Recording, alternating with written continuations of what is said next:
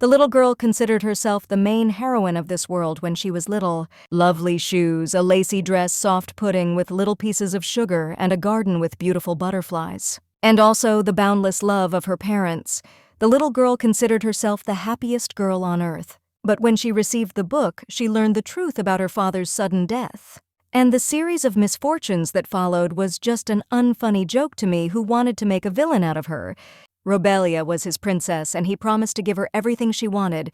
She was 3 years old then. In this coffin lies her father, James Ephilentia. Behind them, the women were talking about how he was probably killed, but they said there was no proof, and it was just a suspicion. As for the family's money, the inheritance would go to Countess Julia, but many thought that this was nonsense. This woman is half gypsy, and for a half-breed to inherit such a fortune is too much. Many of her wished to take possession of the family's wealth. In addition, the will may be declared invalid. And then Malone, Robelia's father's brother, and her uncle arrived. They all want to get a piece of the inheritance.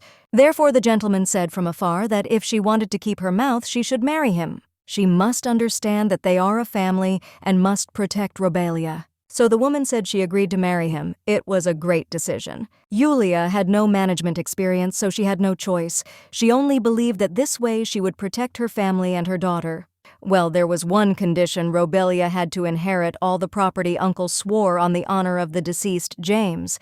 However, soon after the wedding, Malone's true nature emerged. Julia refused to accept the family inheritance. Malone noted that this was very good, but something was missing. If the blood of his sample flows in this child, then it has a higher status than his. Julia screamed and asked how he could say such a thing to a child who had just recently lost his father. He is her uncle after all. Malone convinced everyone that James is not Robelia's father. He also dealt with the other contenders and then intimidated Julia and kicked her out of the family shortly before her death. Julia couldn't leave her daughter with him, so she agreed to lie about the baby's escape from Malone's clutches. They and their daughter came to the outskirts to live there peacefully. At the age of 13, Robelia fell ill with a strange malaria. Malone said that he had no need to save the child. He's yellow, so she'll die, and tells her not to forget that the only reason she's still alive is because of his reputation. Julia said that if he healed her, she would give him what had stunned him. He helped arrange for her to be admitted to a capital temple for treatment, although he considers them parasites. A generous and merciful aristocrat in public who received them with their mother. In fact, Malone considered them pests. The man's ex-wife came to them and said that because of her, she had to end the marriage with him. And even now, he doesn't love her or her daughter.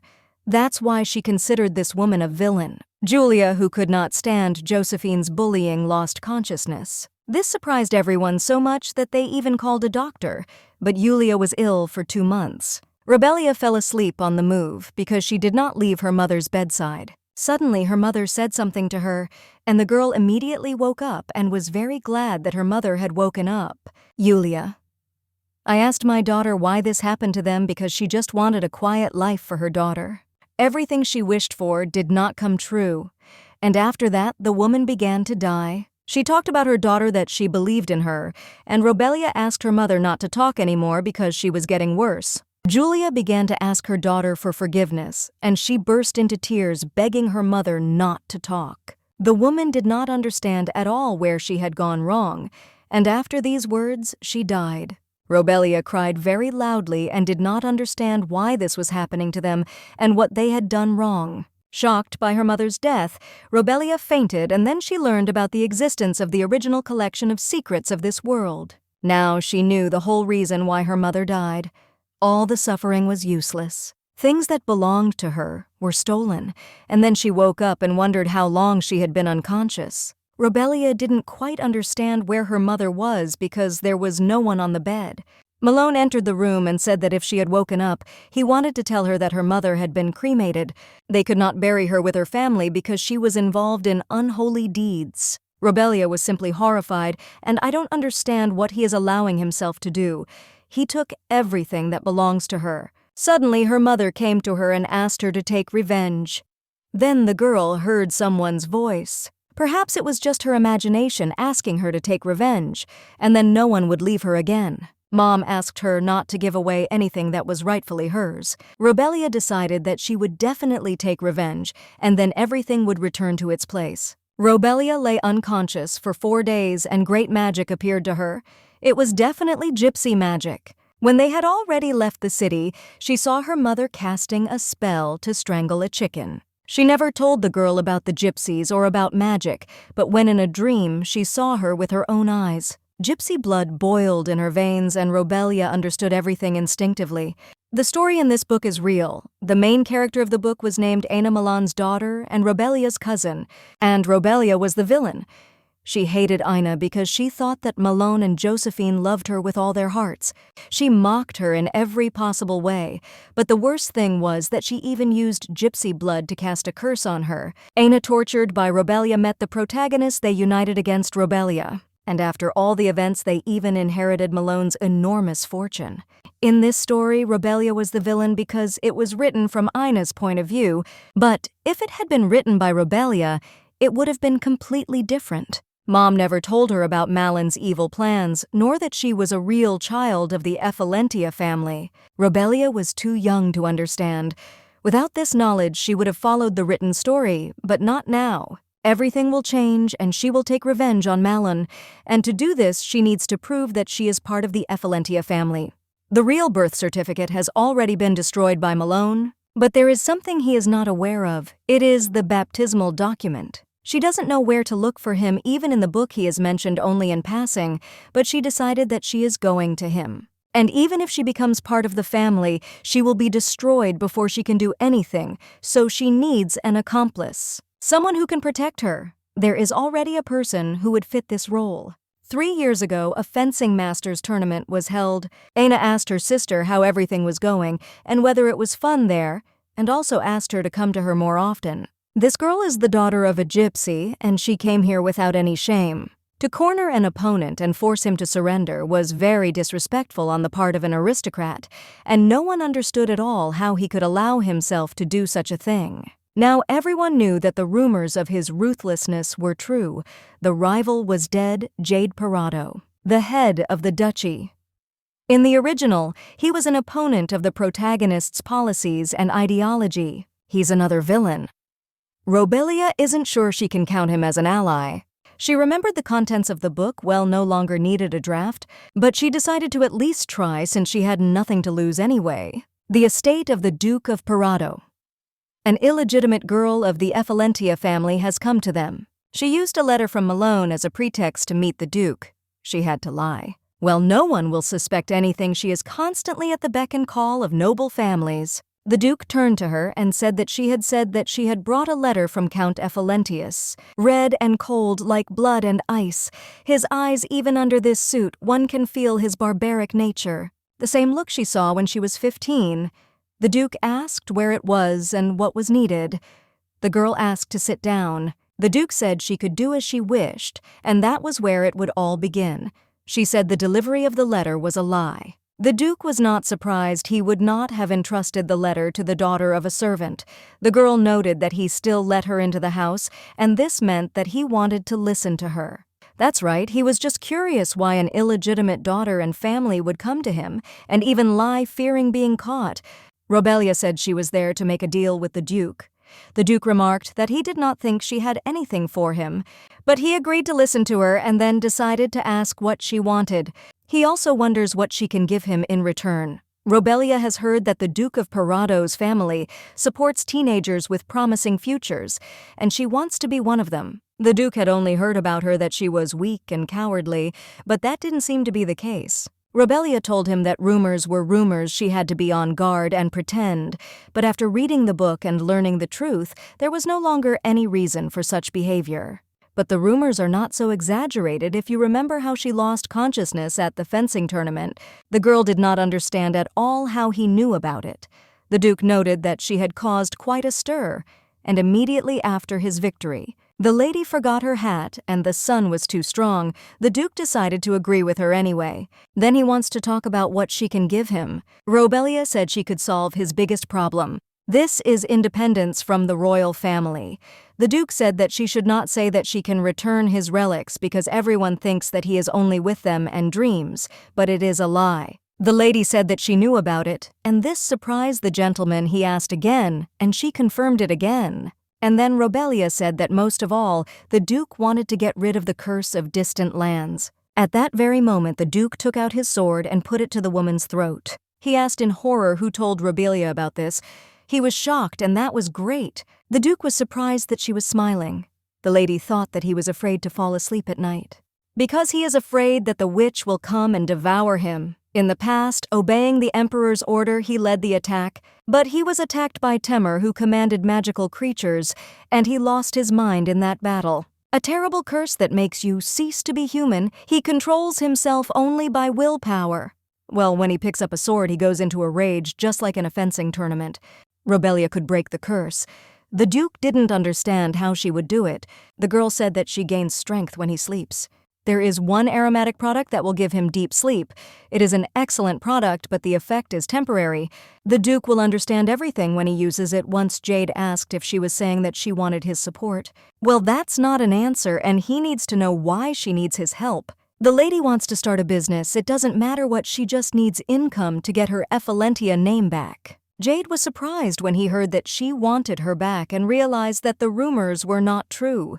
When the master is convinced of the truth of her words, he can call her at any moment. Ephelentia Estate. The girl stood behind a tree and listened to the maids' conversations. They were talking about how Lady Ina was going to have a tea party, and that meant they had even more work ahead of them. She gave away the oils now, all that remains is to wait. Suddenly she sat down and heard someone say her name. It was Malone asking where she had been. The gentleman believed that Robelia thought that he would not notice the disappearance, since it was long past time for afternoon tea. Malone had told her to stay at the estate more times than she could count. The girl said she went to church to pray. Malone sighed because she went to that place again. To the remains of Julia, he believed that she missed her mother.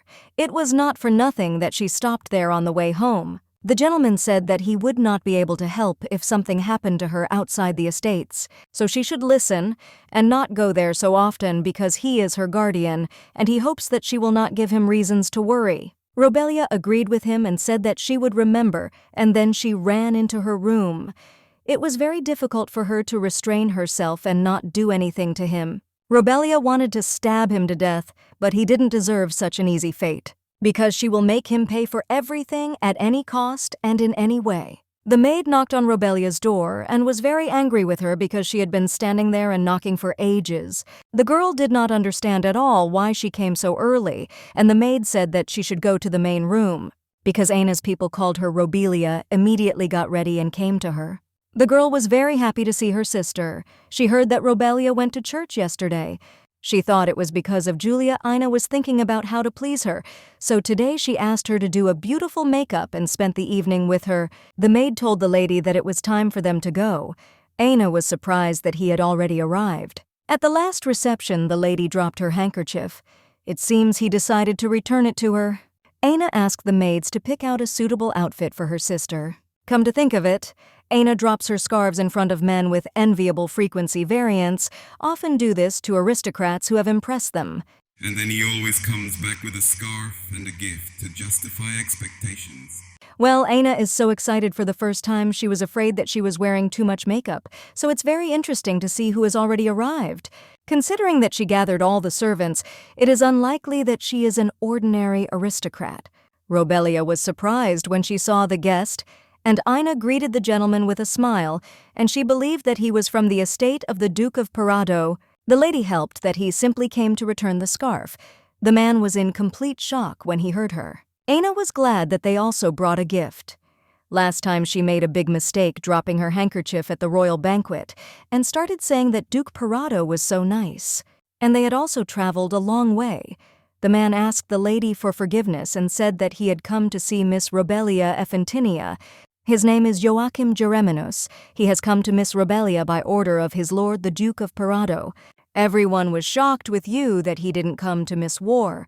The gentleman said that it looked like it. Ina believed that the gentleman was mistaken, and then she gave him Robelia and asked if he was sure that he should come to her. The gentleman confirmed that his duke had clearly told Miss Robelia he had sent her an invitation and a gift. If Miss Robelia doesn't mind, he's waiting for her at the Allen Chick to express his gratitude. Robelia thought it looked like he had used the remedy. In addition to the words, you were told that she was sent the famous Bloombee perfume, and they say that it is almost impossible to buy it. Rebelia agreed. Aina tried to stop her. Then a woman came up to her and asked if she was leaving without telling anyone. It was Aina's mother. She heard everything, and it was very kind of the Duke, but she is worried. Man, I was surprised with you that she was worried. And the woman said that Rebelia was still weak. She lost consciousness the other day and was having a hard time dealing with the death of her mother. Gereminus overheard the maids talking about how she was jealous again and would not let Rebelia go even if she wanted to. The lady said that she was afraid, and if she went out too often, she would tie her up again, so today she would stay at the estate, especially since her daughter wanted to chat with her, and they had just prepared tea and cakes. Aina said that was great, and she did so, and the woman was also very eager to hear the story of Robelia's acquaintance with the Duke of Parado. The gentleman could not even imagine such a thing. He met her in the temple yesterday and did not expect that something like this would happen. Miss Robelia had helped him a lot, and the Duke wanted to repay her. He said he wanted to see her at any cost. If the master returns with such news, his Duke will be very disappointed. Well, the most important thing is that the Duke changed his plans for this lunch. The maids noticed that he even sent a gift. Therefore, it was better for her not to create unnecessary rumors by refusing Malone. Moreover, ordered his wife not to create reasons for gossip because she does not want to hear how their name is trampled. Josephine said that it was an accident and that Julia suddenly fell and it just happened. But the gentleman did not want to hear any excuses. Julia is likely to die soon, so they will solve this problem quietly, and if Josephine continues to spread rumors, she must be prepared for the consequences. Josephine asked Robelia to return for dinner, and then the girl went with the master. Malone was away today, so leaving the estate wasn't that difficult. She knew she had to hand over the problems when she returned, and Malin would be at the estate. Robelia has already gotten used to it, but she is interested in what kind of person he is. The man apologized to her, but Robelia didn't quite understand what the matter was. He asked if she was okay because he thought she was upset about what happened. This man asks if Robelia is okay, and then he leads her in that direction. Miss Robelia of the house of Count Ephalentius. She is illegitimate, but even so, they are too cruel. She was tired and wanted his help, but the girl did not react in any way, and silently looked at the floor. The gentleman did not know whether it was his fault, but if the rumors were true, the lady only said that it did not concern him.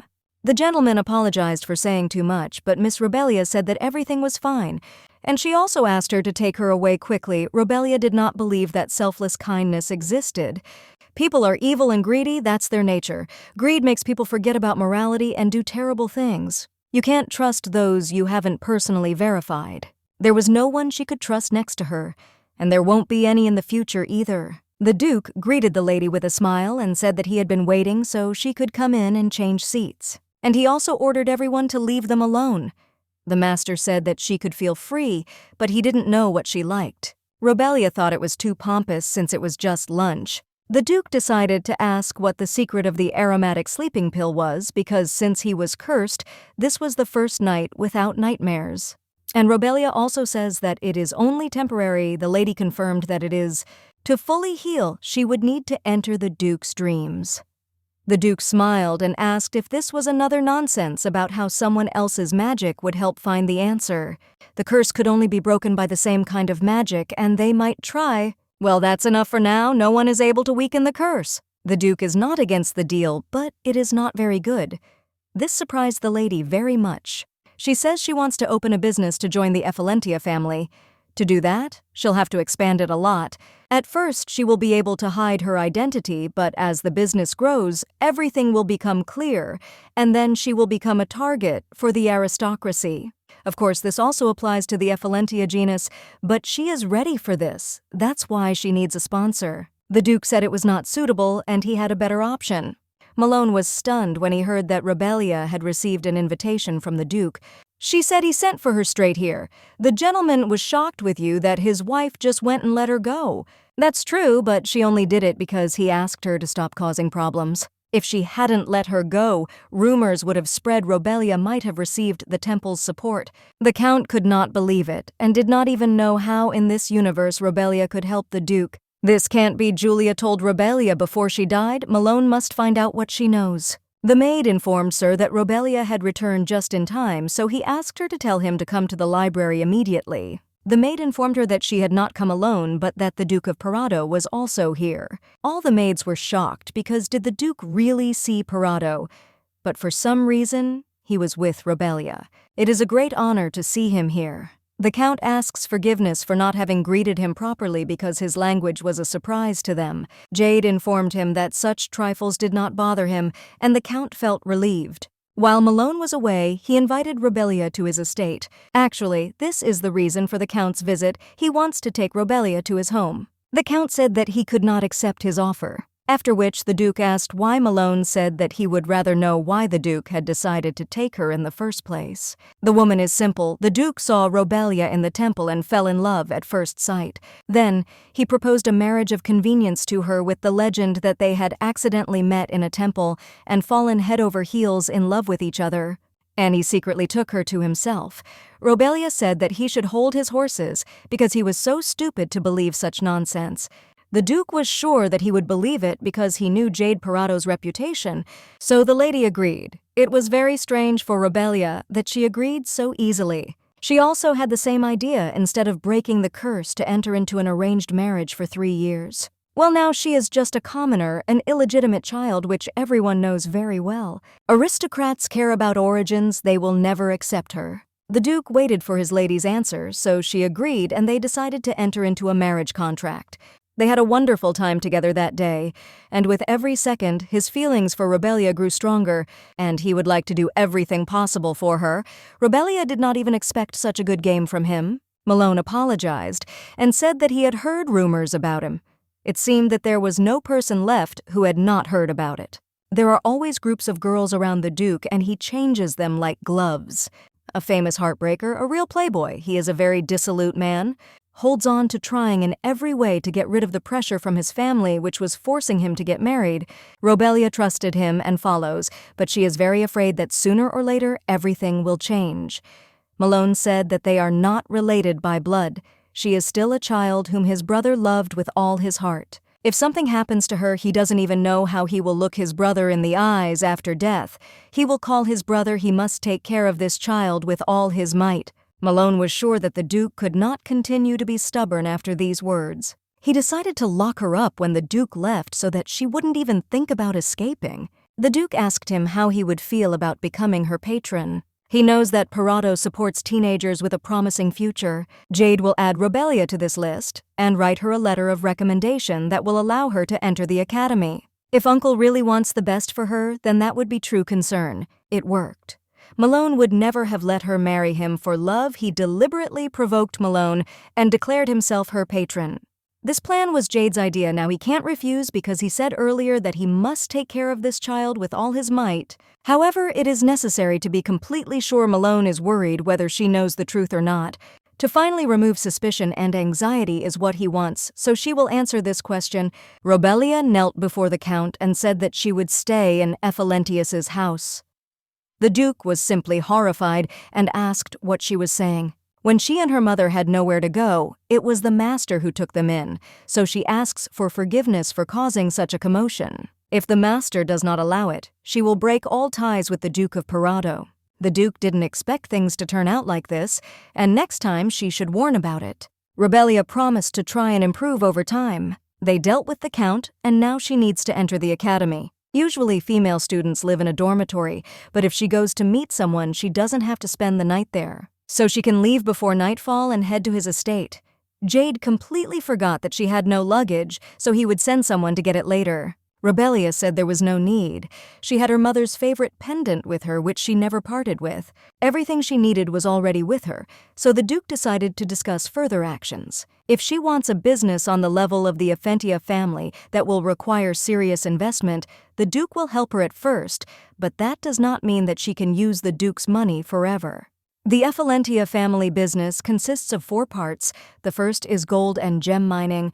The second is rail transport through the industrial capital of the empire. The third is income from renting houses and land owned by the family. And the fourth is related to the purchase and sale of bonds. It will be difficult to destroy all 4 parts, and the Duke is not interested in this. He will not give much money. The Duke decided to find out where she intended to get money for her business. Robelia said that she would have an investor, and that investor will be Her Highness the Queen. The Duke was very surprised. And then I decided to ask again if he was telling the truth about the Queen because it couldn't be so. Robelia agreed that it was not that simple. This path would allow one to gain not only money but also influence, but it was more difficult than the others. That's why the Duke is interesting, why there is not a drop of doubt in her gaze. The Duke asked if she would promise him something, and then she would gain his trust if she agreed. You want her to devote herself to him in general. It's a pity, but she doesn't need that. Robelia could rely on me for that, and since that was the case, the Duke suggested that she try another way. She must not betray him, and if she does, she must be sure that she will not see life. Robelia noted that even without trust they had a common path, so there was no need to worry so much. The knight asked the lady to help her and waited until she extended her hand to him. Robelia was sure that it was normal for me to fall on my knees in front of her for knights. It was normal, but still strange. Well, the Duke asked to be allowed to do it.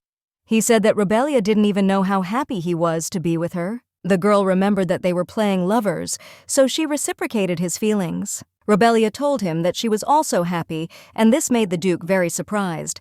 And then he suggested going inside. The butler was very glad to meet him. He is Geralt, the head butler of the estate. This maid will be Lady Robelia's personal servant. If she is bothered by anything, she can inform him personally. The Duke was shocked that she could have such an expression on her face. The maids were talking about whether they saw the Duke's reaction, because he never took his eyes off her. It was such a piercing gaze. One of the maids decided that they would soon part ways, and that it wasn't even worth paying attention to. It's not at all clear why she did it. Perhaps this woman is some celebrity? Meanwhile, the butler led her into the room and wished her a good rest. She is the footman's daughter or stepdaughter. They spoke so loudly, and the lady understood that the butler heard she continues to pretend that they do not notice. The maids thought that this woman could disfigure the Duke's face, and when the mistress came in, they immediately said that they were just cleaning here. Robelia said that she was going to have dinner with the Duke, so she asked for help in preparing. Of course they weren't against it. You can't say it, but it's obvious what everyone is thinking. Robelia isn't going to play the good girl in front of him, and she won't worry about trifles. The maid was horrified with you that she had broken such an expensive thing. She didn't even know where she would go if she was fired. The mistress said she had had enough, and the maid tried to argue with her. Robelia said she just wanted to be alone. The maid said that the mistress could call them if there was anything she needed. It seemed they had made a terrible first impression, and she had certainly heard everything. The mistress said that if the maid is worried about a broken cup, she can say that the mistress broke it. Now Robelia will live in a dormitory. Aina asked her father why. She thought it had something to do with the Duke of Parado's arrival. Everything had already been decided, so he asked his daughter to simply forget about everything. This girl took everything from her, so Aina doesn't understand at all how she can forget about it. She suddenly left to study, and this happened immediately after meeting with the Duke of Parado. The girl did not understand at all why the Duke had invited her, and why everything was like this, why all this was happening to her. Robelia had left her without a word, and she didn't understand why. As the sun was setting, the light dinner for two was coming to an end. The Duke's chambers were already ready. The gentleman announced that he would soon go. Then he remembered that he wanted to tell the butler that Lady Robelia was staying with him that night, so he had to prepare everything. Geralt understood him. The maids will be in shock with you asking if this is true and if the Duke really gave such an order, because this has never happened before.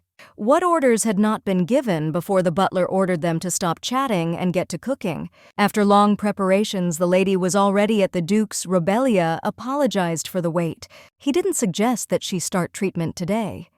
Everything was as she thought, straight to the point. The Duke was suffering from a curse, and a solution was found. She said that she needed to penetrate his dreams, and this is only possible at night. Robelia said that no one would suspect anything if he told the servants that they would spend the night together. Jade decided to do just that and said they would meet in his room when it was ready. When she had already arrived, the Duke decided to ask what he should do. Jade wondered if he would need the oil. Robelia said it wasn't necessary, but they would use the scent to help him fall asleep faster. She asked the Duke to make himself comfortable, and using magic she would penetrate his dreams. Judging by his look, he doesn't believe the main character. It's hard to talk when it comes to such things. Robelia said that she was already starting, and when he fell asleep, then she would fall asleep too, and find herself in his dreams. After this, the lady took him by the hand, and the man immediately came to his senses and asked what she was doing. Physical contact is required for Robelia to peer into his dream. And here too the spell mark is needed. In the original, the one who lifted the curse was Aina, not her. Aina accidentally discovered how to destroy it.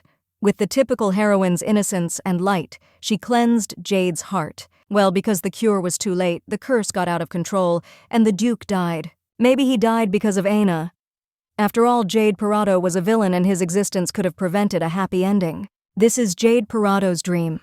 The maids said that the food for the Duke was ready and they could take it. Robelia never thought she would end up in the kitchen, but now she gets to know the Duke in a natural way. She asked that the horn start to stop if she was heading to the Duke's room because she wanted to help her. The girl was simply delighted and said that she was afraid to approach the Duke lately. 4 years ago, he was different. 4 years since symptoms started. This was before he moved to the capital. They are now in the North County. The key moment is hidden in this dream at 2:40. She must find and erase the traces of the curse scattered throughout his subconscious. In the deepest depths of memory, and very soon it will appear it is only 2:01 a.m. We must find an excuse to come back here later. The gentleman noted that he had not seen her before. That's why he thought it was a new maid. Robelia was shocked that he remembered the faces of all the servants even in their sleep. The Duke's dreams are very strange, but Robelia said that this is so, and she only got a job at the estate yesterday. Later, he promised to ask the head maid, and also asked her to put away his books. He will stay in the office. The head maid said that she will bring food and clean up. This is her chance, and she will stay here and just wait for the key moment. It's almost time. The servant brought him reports on the road construction that would take place very soon. It was 2:40, and something was happening to the Duke. Even the servant was scared, and Robelia realized that the curse was getting stronger. The Duke had already kicked everyone out of his room a minute ago and told them not to show their faces to him again. Everyone reacts as if this isn't the first time they've encountered this, and of course the curse has been with him for 4 years already. All they could do was go away and leave him alone. The Duke turned and took the ball. The trace of a curse right on his neck. The sword is a fake, but even such a sword will be a formidable weapon in his hands. This needs to be done quickly, so she doesn't understand what to do, because if she wants to erase it, she needs to get closer. She realized that she had caught the moment, but the Duke saw her and asked if she had hurt him badly when he told her to get out. Then she had to disappear immediately. He was very angry and shouted at her to get lost. If she didn't want to get hurt, she had to leave here right now. Robelia told the gentleman that everything is fine. He has been suffering greatly since he became a Duke, and no one knows about the curse. Everyone only hears the noise from the Duke's office, but quietly passes by and does not come closer to him. These attacks haunt him for years. The girl said that he would not be able to hurt her with this sword.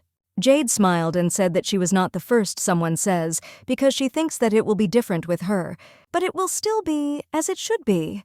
Robelia said that just not this time, only now he should trust her. He's afraid of hurting someone. We are too. The maid got to his neck and smeared it with blood. Afterwards, the Duke sat down, and Robelia asked if he was okay. The gentleman asked what had happened because he remembered the incense. The girl said that they were still in his dream. Robelia erased the curse mark. The Duke thought he was finished, but he didn't understand why he was still sleeping. Robelia needs to help him wake up just like she helped him fall asleep. Jade said to trust her, and that was it. She was the one who reached out to him. The Duke laughed at her pretending to be a servant and remarked that it was quite plausible. Robelia thought he was in shock because even some jokes were omitted. He hadn't seen this office for 6 months. Robelia realized that something like this had never happened to him before, so she told him that it was time to return to reality. She asked the gentleman to take her hand. It is somewhere to leave the dream. They are not lovers, so holding hands is rather awkward. Robelia assured the gentleman that this was a necessity. The slightest mistake would mean that they would not get out of here. Then the gentleman apologized and extended his hand to her. Later this would happen again. Jade hoped that next time he would recognize her from the start. Robelia noted that she wasn't so sure. Now he must imagine his body floating on the surface of the water. The Duke breathes in the fresh air, but suddenly he notices someone and asks who it is. These are not his memories. The lady asked him not to even pay attention to it. But the gentleman can't just stand there and look at this child. Robelia repeated once again that one mistake and everything will be in vain. Just don't pay attention to it. The Duke must focus on returning to reality, and finally the Duke is already awake. Jade's body became very light. The lady asked how he felt. Everything is even better than he would like. The body is very light, and now it is easier to control the power of magical beasts. He offered her to continue tomorrow, but the lady refused him because the problem was in space. The traces of the curse disappeared, so his subconscious created a void. So they need to wait until it fills up. Jade decided to ask if Robelia was okay. Today was the first time she used magic, so she said that everything was fine and she felt like usual. She also asked to forgive her and wanted to leave, but the Duke asked her to wait. Today he plans to go to college and decide on admission, so it would be better for her to rest if she is tired. Robelia assured the gentleman that she was fine. He tried to object, but the lady interrupted him and said that everything was fine and there was no need to worry. The Duke spent the whole night with her, so the maid is sure that they will dine together. Another maid was shocked that the Duke fell in love. Another girl advised them to be quiet and not to repeat the same mistake twice, but maid, I was not going to say anything bad. They told Miss that the Duke was waiting for her. They came to help her get ready for dinner. The lady said they could come in, and they were shocked when they saw the lady's face. The lady's face looks like a rotten onion. It's better not to say that out loud. So the maids apologized for the inconvenience and said that they could not let her go like that. After all the preparations, she looks even more sick. The maids apologized because they meant well. One of the maids asked permission to send the makeup. Robelia simply told them that everything was fine and that they couldn't keep the Duke waiting any longer. They don't quite understand why she's like this. Robelia didn't think she'd be so pale. Entering sleep takes a lot more energy than you might think. Robelia was there fully conscious, so she did not rest all night, and suddenly someone called out to her. It was Jereminas. The man was very surprised by her face and thought that something had happened to her during the night. The knight asked if there were any problems in the estate or if the maids were doing their job carelessly. The lady said no, and they are very nice to her here. No torture or abuse, so it will do. The maid simply doesn't give a damn, like she's a girl who will soon be thrown out. Well, that's even better.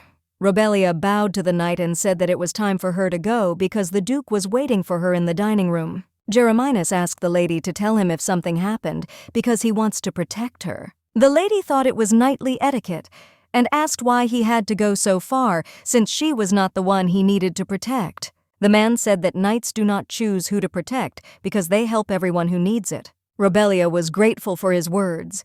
She didn't need help and she wouldn't ask him for it because she might start relying on a person if she gets used to it, so she decided to go quickly. Even if his kindness is sincere, it will be an obstacle on the path to revenge. Robelia would never allow herself to be betrayed. The Duke had expected her to look tired. It's the third time, so the lady was shocked that it was that bad. She told me that breaking the curse would put so much pressure on her. Robelia was simply conscious all night, even though she was asleep.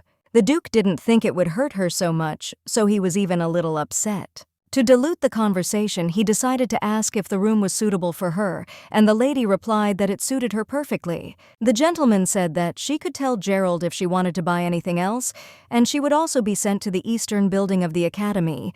Robelia, he will be yours. The gentleman said that the academy is divided into eastern, western, and northern, and she will be in the eastern one. There are many of Parado's close associates there, and it will be much calmer for him, and there is also Alain Legretina's half-brother.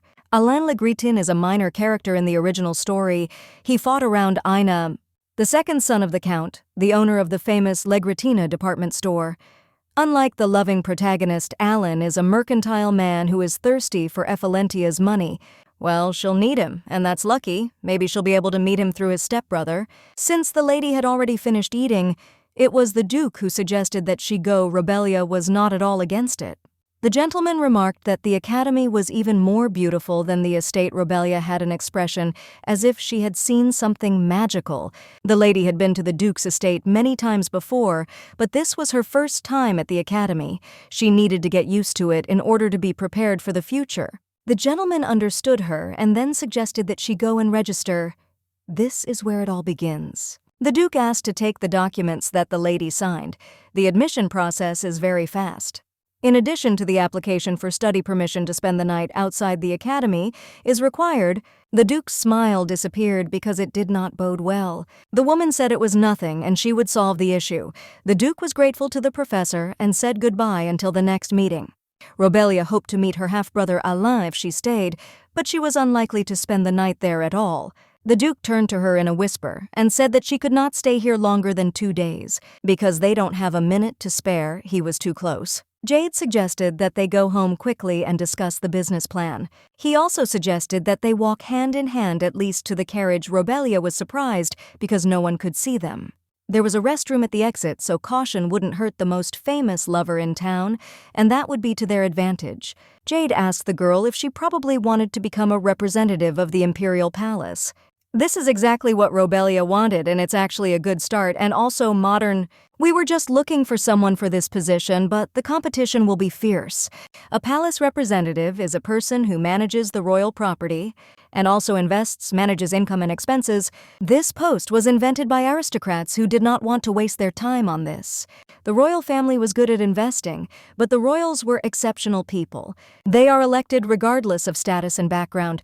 This is a great opportunity to make a leap from the very bottom. Her Majesty comes from the Millix family, which is not inferior to the Ephelentia family. If she manages to become the Queen's representative, then a decent amount of capital is guaranteed. The Duke asked if she was sure she could achieve this. He had heard that the Count was also aiming for the post. From his words in the original, the palace representatives became Ina. She knew nothing about investing, but Malone gave a bribe so that his daughter would take this post. He donated a fortune to the Queen's event. Of course, he got nothing for it. They could control the Ainu and used it more and more. The Empress got hers. The Ainu got the post of representative. Robelia thought that there was no need to worry about Count Alentia. He did not know what the Queen wanted. The Duke decided to ask what this Queen wanted. Robelia said that she needed a blue diamond. Her Majesty had been looking for this thing for many years. The Duke was shocked because this was another piece of jewelry of which she had in abundance. Well, this diamond is special. The thing is, the Queen has a secret that is known to a very small circle of people. When she was young, she failed the rigorous etiquette training and made a mistake at the debutante ball. Somehow, she ended up in Jaeger's house and was overcome by gambling. She became a gambler mired in debts that she could not pay off. She even sold the diamond to her mother to pay them off. After her death, the Empress regretted what she had done and wanted to return it. Well, I couldn't act because I was afraid that her past would come out. The blue diamond is the Queen's weakness, and she will pay attention to it if you bring it. And the representative's area of responsibility also includes the acquisition of those things that the Crown would like to have. If she manages to obtain it, it will definitely distinguish her in the eyes of the Queen. But the Duke doesn't know where the diamond is, so he decided to ask Robelia knows where to buy it. The Duke did not understand at all where she got such valuable information from because she was saying very important things. So he was very curious about how she knew about them. Robelia couldn't say for sure, so she suggested that they were a gift from heaven so that she could take revenge. There is no need to worry about the price because the shop owner will be happy to sell the jewelry. When they asked here who the owner was, Robelia said that it was the second son of the Legratina family, Alain Legratina. The Duke was very surprised. After all this, man was definitely not the type to sell cheaply. Robelia decided to become friends with his stepbrother so she has a good chance of meeting the owner of the store himself. The Duke stopped her and said that Alan had to go to the opera house tomorrow. The lady was surprised and asked again. Jade was talking about the Surgo Opera House. It's a very popular place. People go there to make friends. Alain will definitely show up there. Then everything will be much easier. Robelia said that she might need the Duke's things. She also asked the gentleman if he would go on a date with her. The maid told the lady that she heard that she had a date today. They will be very happy to help her get ready. Robelia was against it and agreed with them. The maid promised that this time she would look her best and they would not repeat their past mistakes. Therefore, the lady can trust them.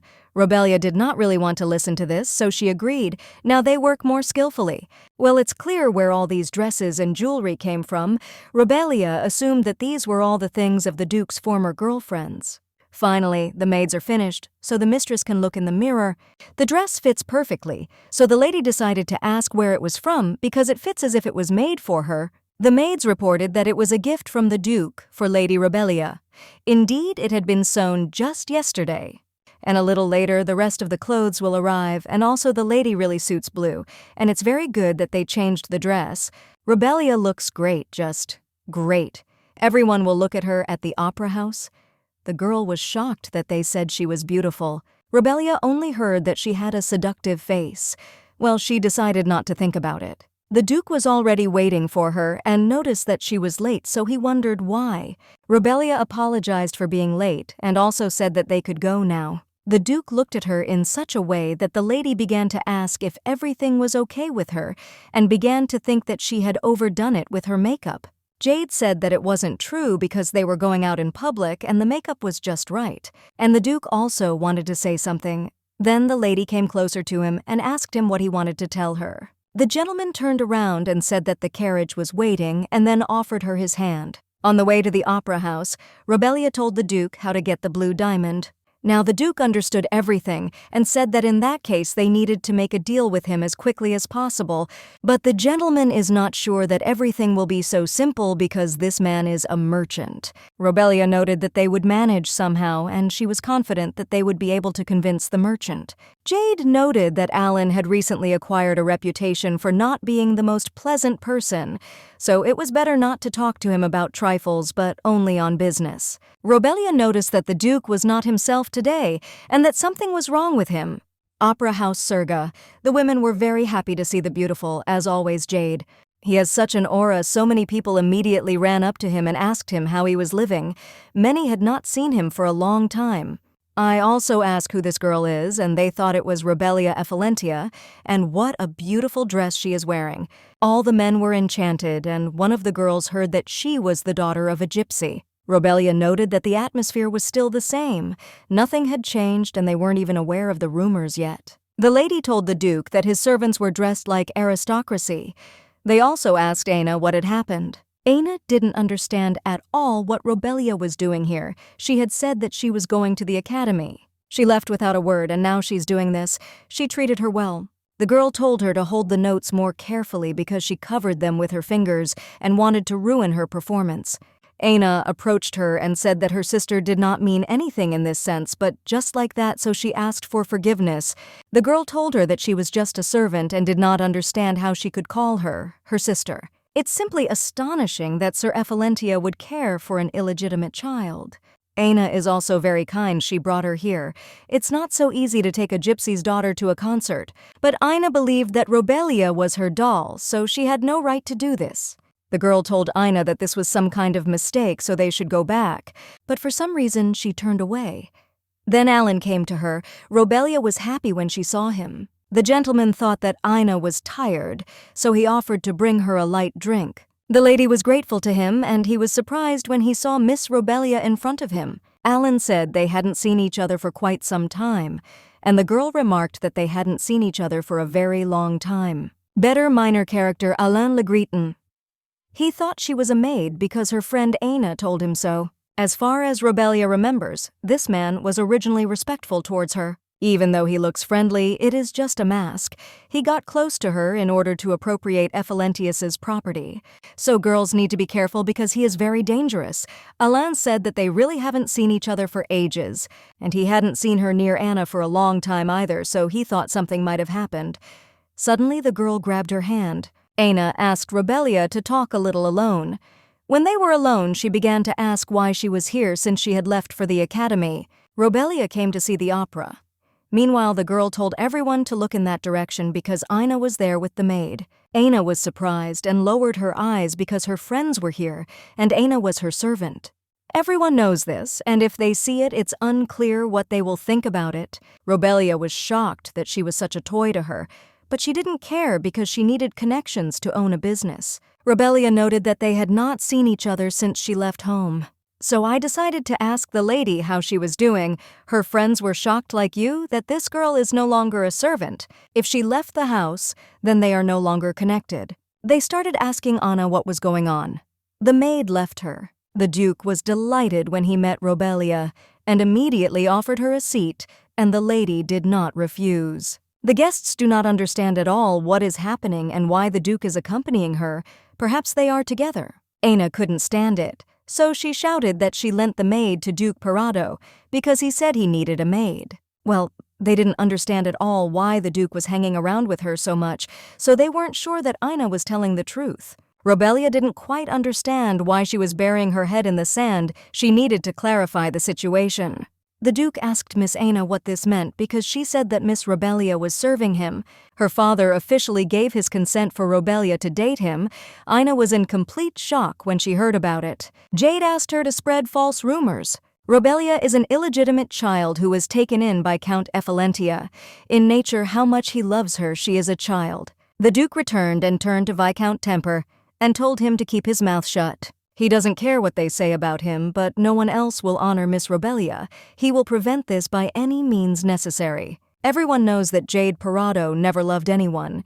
He dated women to get rid of family pressure. If girls confessed their love to him most often, he agreed to a relationship, but never went beyond the boundaries he set. He gave jewelry to his beloved, but only for show and not from sincere motives. It was the same with going out in public. He was polite, but without unnecessary feelings. It was the same with her women who dreamed of his love were abandoned. But he stood up for Robelia, thus he stirred up society.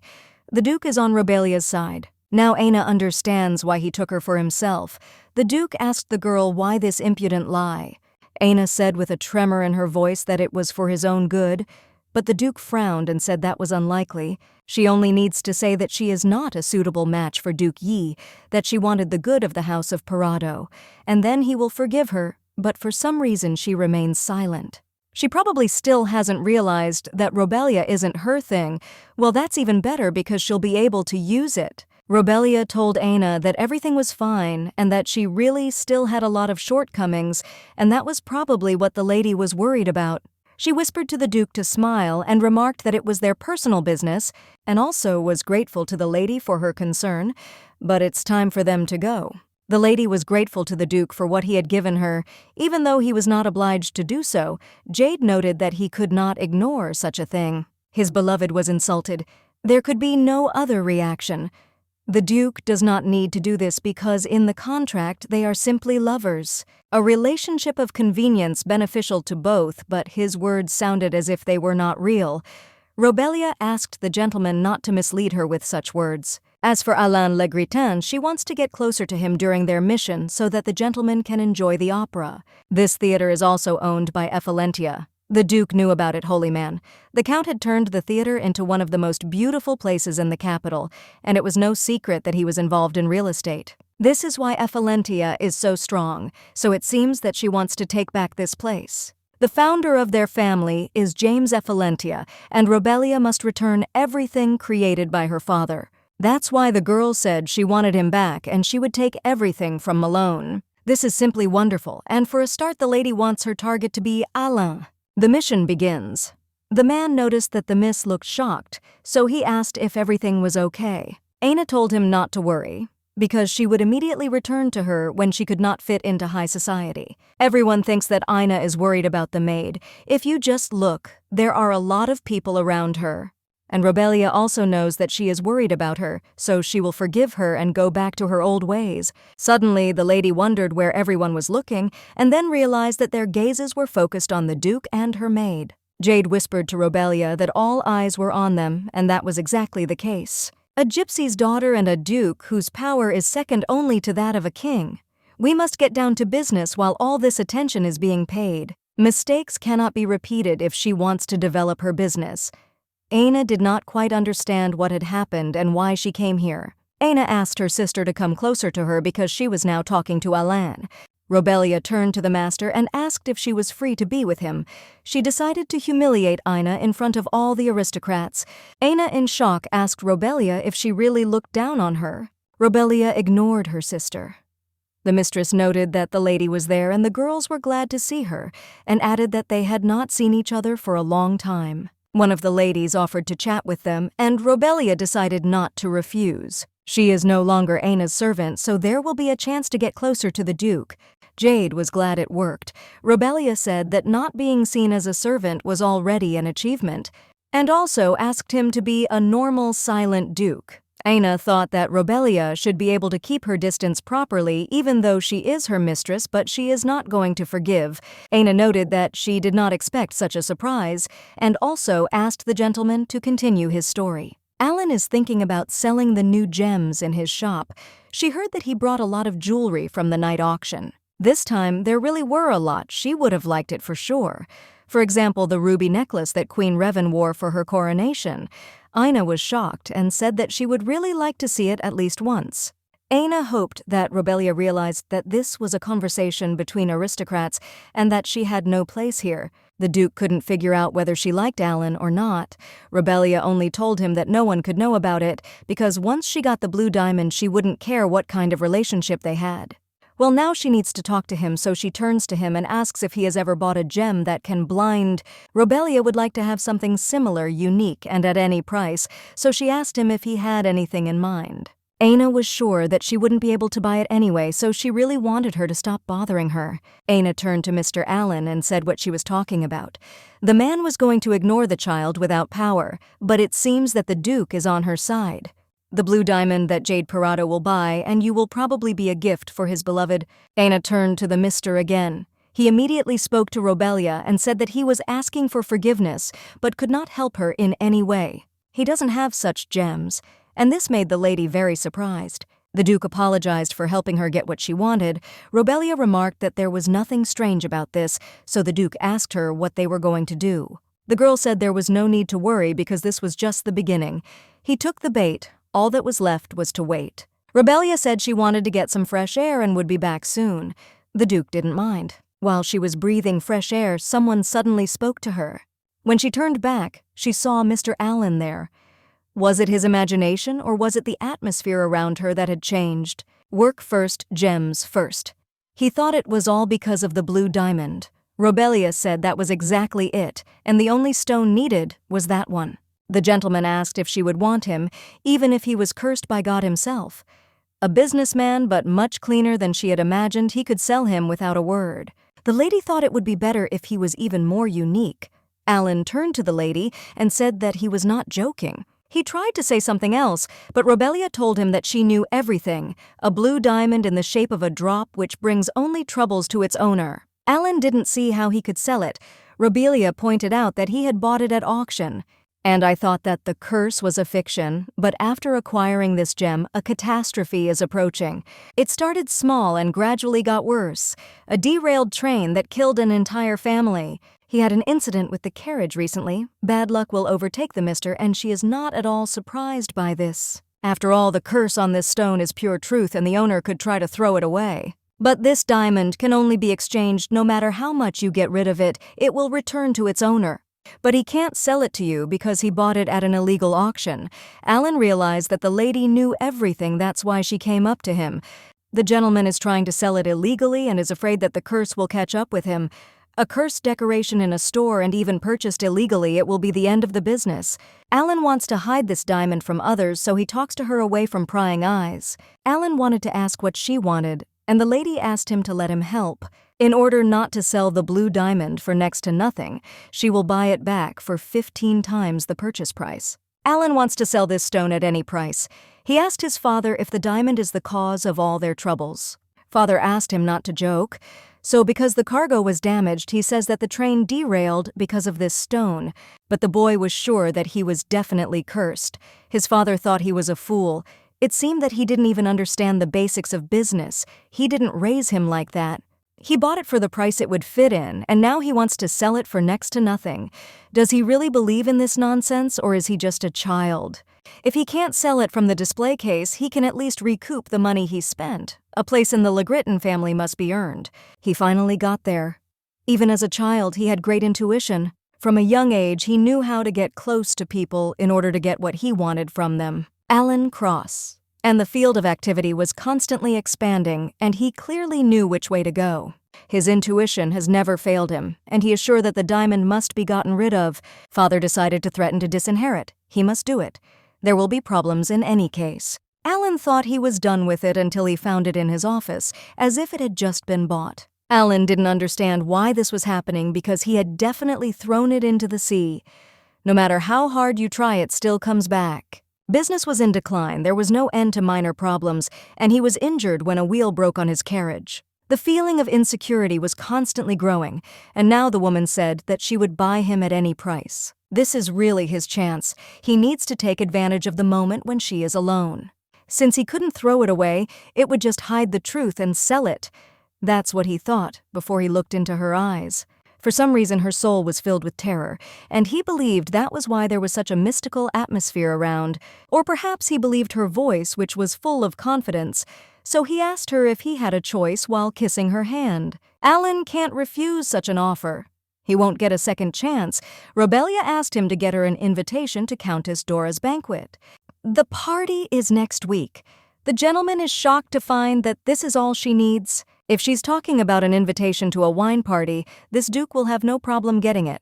Robelia just doesn't want to ask him. To avoid creating more problems for him, if he wants to make a contract, both sides should get theirs. Alan understood her and asked her to let him know if she wanted anything else. Meanwhile, the Duke was sitting at the performance, and when the timidity arrived, he began to ask if everything had gone smoothly. Robelia said that she promised to buy a diamond, and it really worked. The more he is with Robelia, the more he believes in miracles. Alan agreed so quickly, maybe the incident with the train was also her doing. And there really wasn't a curse, just a couple of her tricks, Robelia laughed. I couldn't understand how she could make the train get off if it was so far away from her. The curse really does exist, and one day a woman from the family of Marquis Milix, where the queen comes from, asked him to cast a spell. If it was owned by the women of the Milix family, it was a talisman of good luck, but in the wrong hands, it would only bring death, so it must belong to the Milix family. Only they know about the spell. The Duke had heard that over time, the spell on objects loses its power. The spell has weakened, the diamond causes only minor troubles in the past. It would immediately kill the stranger. The Duke believed that the Dowager Empress had sold him because she did not know. She would hardly have believed it because she was not sure that anyone would believe it. All that remains is to return the diamond. We need a chance to meet the Empress alone. The Duke decided to ask how he could help her. He said it unconsciously, so he was scared. Robelia said that she wouldn't need his help with this.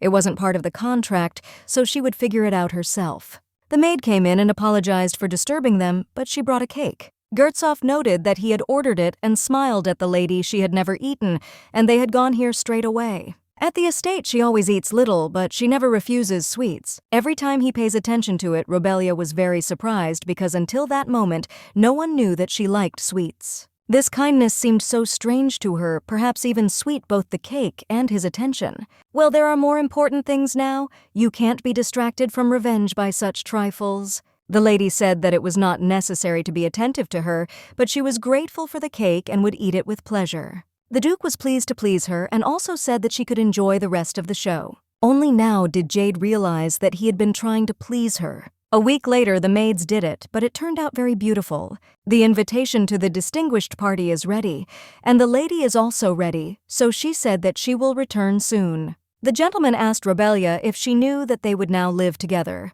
Aina was very happy because now she would have a sister and they would live happily ever after. Malone asked his daughter what it all meant. Because Robelia is a dirty, illegitimate child, so there is no need to consider her as a sister. In the future, Aina may become an empress, and all thanks to Dad, and she will be just a servant. So his daughter can practice controlling people over her, and if she feels uncomfortable, she should just think it's her doll. Since she was a child, Aina has been the center of high society. Ephelentia is the strongest and richest after the imperial family, so no one wants to become their enemy. That's why most of the aristocrats were nice to her, and there were constant games with handkerchiefs. Everyone must serve her, including Jade Parado. If it weren't for Robelia, Everyone loves her. Well, because of this doll, everything is wrong. Ina just wanted to ask for betrayal, but she dared to humiliate her in front of everyone. Robelia made a laughingstock of her, and Alain left immediately. Thus, she put her little sister in a very awkward position.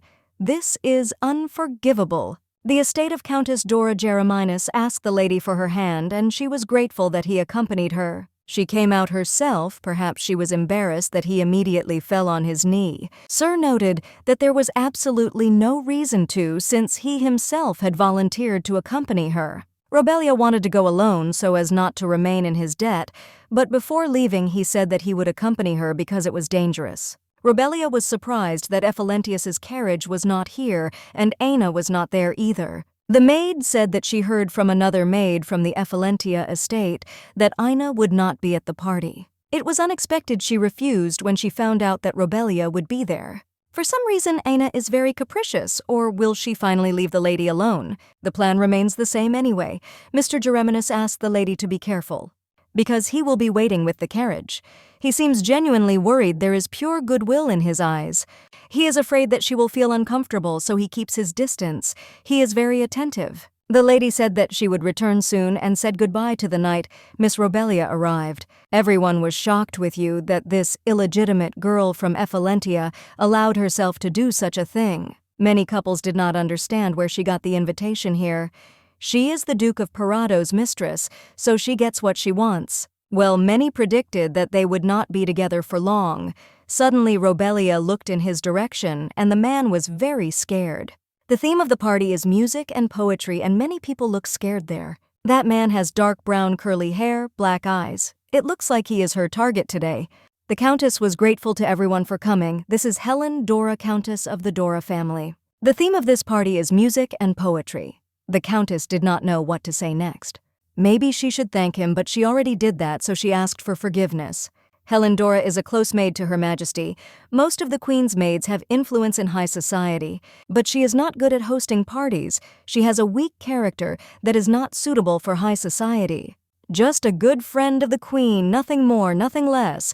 Well, it will be easier to get closer to her. Her older sister, Florin.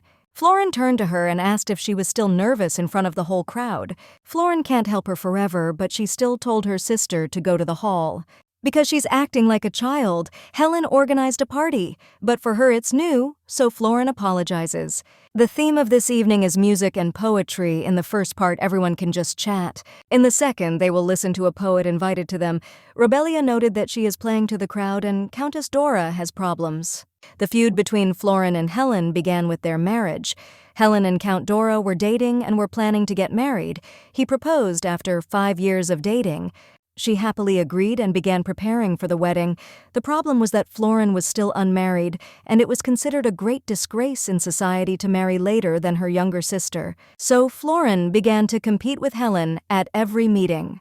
She wanted to take revenge for the shame she had suffered, taking part in her parties and making her look ridiculous. She was destroying her reputation. Florin said that she was getting older, but still had the same intelligence, so she did not understand at all how she managed to get married. Years have passed since this happened, but the sisters' relationship has not improved. Helena can't send her away. If only there was a way to restore her reputation. Suddenly, Robelia came up to her and asked if she would mind if she helped her. She finally found the real organizer of the party. The Countess was surprised when she saw her and noticed that she had not sent her an invitation. Well, the party's ruined anyway, so it doesn't matter, but she doesn't chase her away. Robelia thought about what she wanted but decided to forget about it. In her place, she wouldn't listen to an illegitimate child either. But she will have to because that is Robelia's plan. She turned to the Countess and said that everything can still be fixed. Lady Florin helped save the party 10 years ago. Her husband said that Robelia was Ephalentius's illegitimate child. When James was still alive, he saw her a couple of times and does not understand why she is so similar to him, even in her soft and bright character. After Julia and Malone's marriage, this child was suddenly excommunicated and her patronymic was erased, leaving only her surname just like a commoner. He is very upset that this was done to James's child. Well, he can't interfere in the affairs of someone else's family because of his aristocratic pride. Perhaps this child was slandered as her husband said, "We are related by blood and their fates are very similar." So the lady agreed and said that she would listen to her. It turned out to be easier than Robelia thought. Although even if she hadn't listened, she would have forced him to give a promise, but now we need to decide how to regain control of the holiday of her hand. The lady noted that Robelia's presence was a big surprise for her, but still she was very glad to meet her.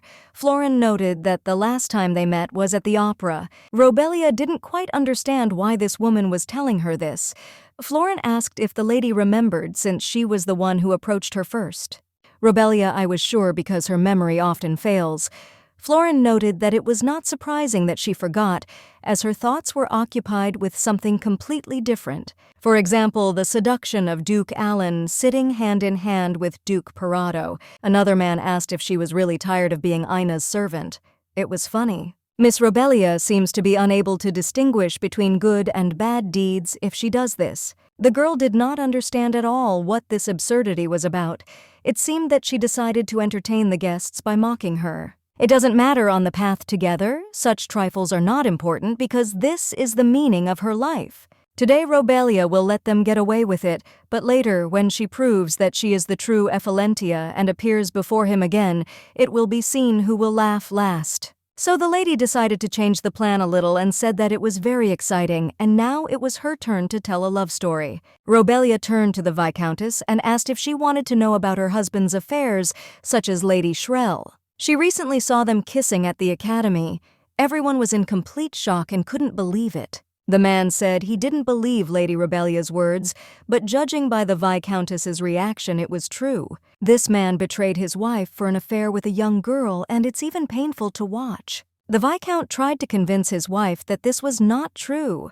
He noted that Lady Shrell had recently come to them to return a fountain pen that she had forgotten. After this, the woman hit her husband on the cheek and then yelled at him that he had started an affair with her and decided to make a laughingstock of her in front of everyone. She started to leave and ordered him not to follow her, but still the Viscount rushed after her. Florin was simply horrified. I didn't understand how this girl dared to ruin her party.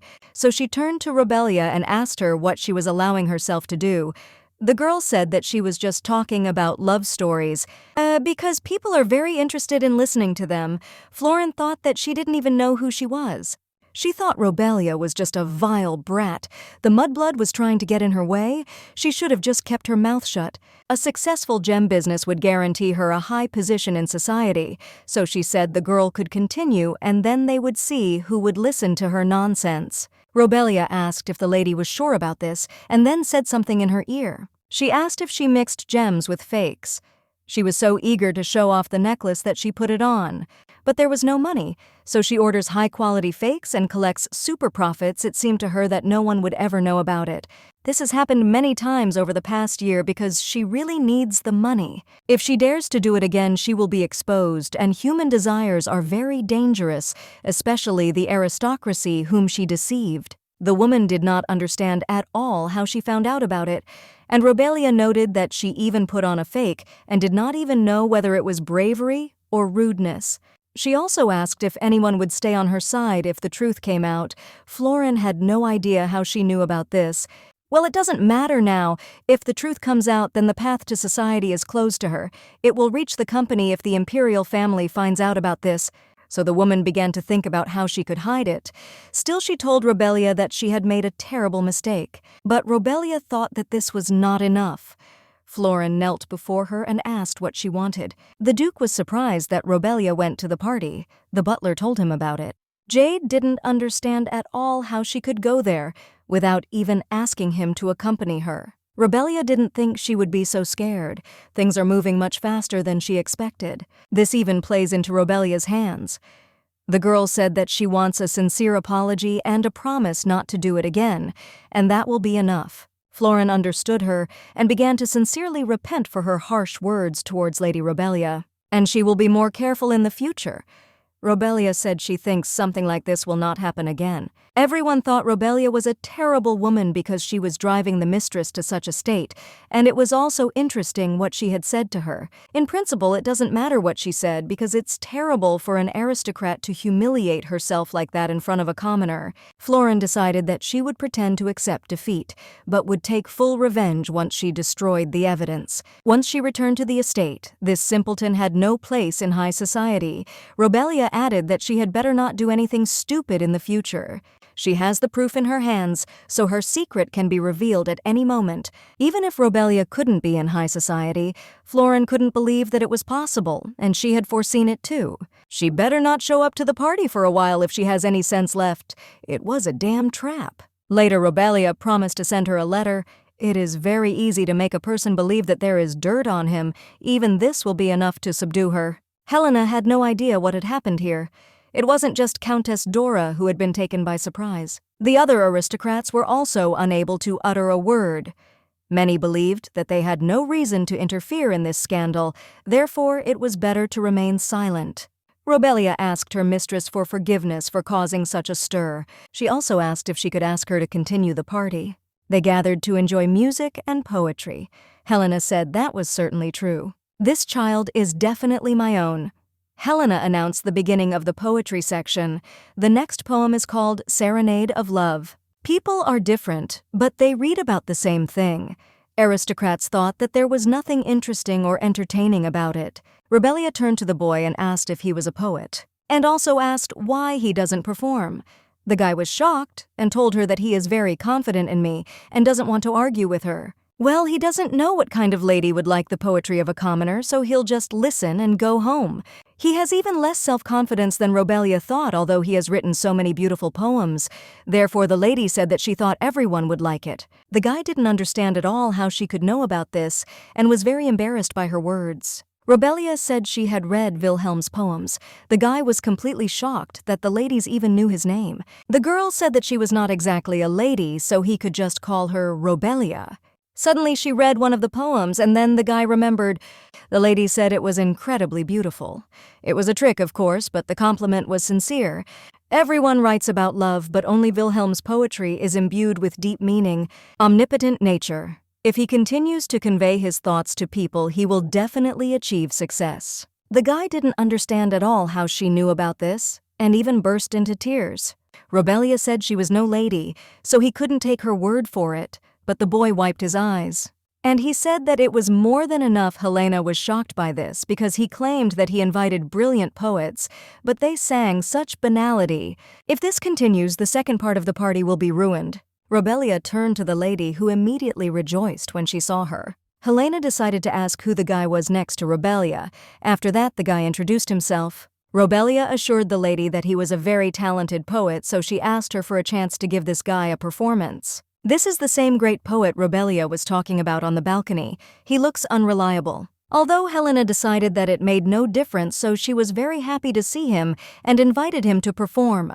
The guy decided he should give it a try. There was at least one person here who liked his lyrics. His fingers follow the rhythm precisely, and his voice is beautiful like aged wine. Poet Wilhelm Meister, the one who will become the greatest poet of the whole century. Everyone feels a special atmosphere when he sings. It's worth baking in the sun, and the warm rays touch the skin. Wilhelm had already finished, and everyone was just in tears and applauded him. Robelia didn't think he would be so good. His debut at Helena's birthday party is a new page in his life. Helena had never heard such a beautiful song before, but no one would have known about such talent if it had not been for Lady Robelia. Hiding it would have been a crime, so she told the lady that she had a very keen eye for a nugget. Helena also asked the lady to give her a couple of minutes of her attention. Helena didn't think that Robelia had such a keen eye. It was the first time she had heard such a beautiful poem. It seems that today a truly great poet made his debut, and she also asked how the lady managed to put Florin in her place. Helena felt relief for the first time in 10 years. After such a trial, she would not appear in high society for some time. And all this thanks to Miss Robelia. The girl said that she could contact her. Robelia had gained a little trust. We could move on to the plan. Suddenly, the Countess asked what she wanted from her. In high society, nothing comes for free, but she wanted it herself, so she accepted the help. Robelia didn't understand why the weak-looking Helena Dora was asking such sharp questions. If it wasn't something reckless, she would help. It's so old-fashioned, a weak woman couldn't stay in high society for so long. Therefore, Robelia asked the Countess to convey the words to Her Majesty. Helena asked her if she understood how difficult her request was. Robelia noted that she understood everything, but her request is not unreasonable. Just one sentence. She found beautiful tears that were long lost. Helena was in complete shock with you that she planned everything in advance, and how is that even possible? This is a smart child, so the woman began to think about what she should do. Whatever you say, it is better to repay debts immediately. After these words, the lady smiled and said that she would convey the words to Her Majesty. Finally, they found the Countess and told her that he had very good taste and was a very talented poet. The man said that he would never forget the poet, so he invited him to take part in his event. I noted that they had been friends for many years, so it would not be difficult for me to introduce him to the gentleman. Then another man came up to her, and she asked him if he regretted his rudeness at the last party. Now all attention is on Helen. Indeed, if you invite a poet to your place, you need to ask permission from the organizer. Here Robelia finished, so it was time for her to leave. That same poet was running after her. Wilhelm was very grateful because it was only thanks to her that he was able to perform today. Robelia was surprised when she saw Will May and said that he was simply very talented and his poems were beautiful. Well, the guy didn't think so and said that she had betrayed the courage to speak out that he so lacked. Nobody believed in him, but he was able to overcome his fear thanks to her. Wilhelm was originally supposed to become famous in high circles in 4 years without Robelia's help. He was only upsetting his mother, but now she will be able to rejoice for him. Robelia only accelerated this process, pursuing personal gain, with whom he called the lady his savior, and how he asked to let him know if she needs any help, because he is ready to repay. Robelia smiled because she was also pleased to hear such a thing. The guy noticed that the lady was very beautiful. Wilhelm said that he was the only one who should thank her. The guy saw such a beautiful lady for the first time. The next day, Parado Estate. The Duke did not know if he could ask why she went alone. She has such a character that she will start interrogating him as to why he is interested. Suddenly, Robelia asked if something was bothering him. The Duke was very scared and asked again. Now the Poes believed that he had a nightmare, and the Duke immediately said that this was exactly the case. It's been a long time, so he started asking when they would repeat the treatment. His subconscious needs to be checked, so the lady asks for her hand. Robelia knew this and brought the ingredients with her, after which the gentleman and lady joined hands. The Duke noticed that she was touching his hand again. They had done this before, but he was still not used to it. There is simply no other way. Another 2 days, and then they will be able to repeat the treatment after meeting with Her Highness. Jade remarked that it was great and they would do it, and then in horror he asked again who she would be meeting with. Robelia received an invitation from the palace. The lady suggested that she take a walk in the Palace of Roses in 2 days. The letter was sent anonymously. The meeting would be secret. The Duke was shocked. Because Robelia received an invitation from the Empress, because he didn't think that everything would be so simple, but it's great. If it is the Rosemaker, then it is the only palace open to outsiders. You just need to choose the right outfit to enter. Perhaps they pretended to bump into each other by accident. The Duke said that if so, he asked permission to accompany her. He wanted to do it at least this once. 2 days later, the Palace of Roses Robelia and the Duke arrived at the place. Jade told her to be careful. The lady did not understand at all why he was so pleased. When he asked permission to accompany her, Robelia immediately said that she could manage on her own. Jade knew about it, but he thought it would be too suspicious if she came there alone. If they pretended to be on a date, it would look more natural. He'll be fine in 2 days. Robelia noted that he was right. If Malone knew about it, they would have an alibi. It is easier to meet the Empress in the Duke's company. It seems she is in his debt again. Robelia had heard that the garden at the Rose Palace was a labyrinth, but she couldn't imagine it being so big. People always have problems when they first come here. You can wander here until sunset. Robelia now understood why most people didn't even go there. He noticed that only members of the imperial family knew their way around here. Now it was clear why she had arranged a meeting here. The man noted that they had not seen each other for a long time and was shocked that the Duke of Parado was here. This is Prince Cedric Fontenoy. The lady and the Duke greeted the gentleman at once, and he suggested that they omit the formalities. Because they gathered because of Robelia's message, the prince's expression made the Duke a little angry. The prince told her to pass on, because his mother was already waiting for her. The lady knew that the Empress was smart. But she didn't expect that she would invite the crown prince with her, so she told the Duke that she would go and return soon. But Jade didn't let go of her hand, and Robelia didn't understand what was going on. The Duke just wanted to kiss her. He didn't mind. I said he would wait. The prince would never have thought that the Duke could be so caring. Because Cedric thought that he would not forget close relationships with girls, and to tell the truth when he heard that they were dating, he thought that he was again trying to escape family pressure. Well, now he saw it all with his own eyes, and he doesn't even understand how they managed to meet Hedrick. Decided to ask her what kind of person she thought the Duke was. Robelia said that he cared about her very much. The guy looked at her strangely, and then said that it was wonderful. But she asked permission to give her advice, so that she would not blindly trust the Duke and not forget about her goal. Robelia believed that he was simply dissatisfied with her meeting with the Empress. Well, at least he managed to trick him. The Duke didn't come for nothing, Cedric Fontenham. She felt his contempt when she was Aina's maid, but he always showed courtesy and gave gifts to win his sister's love.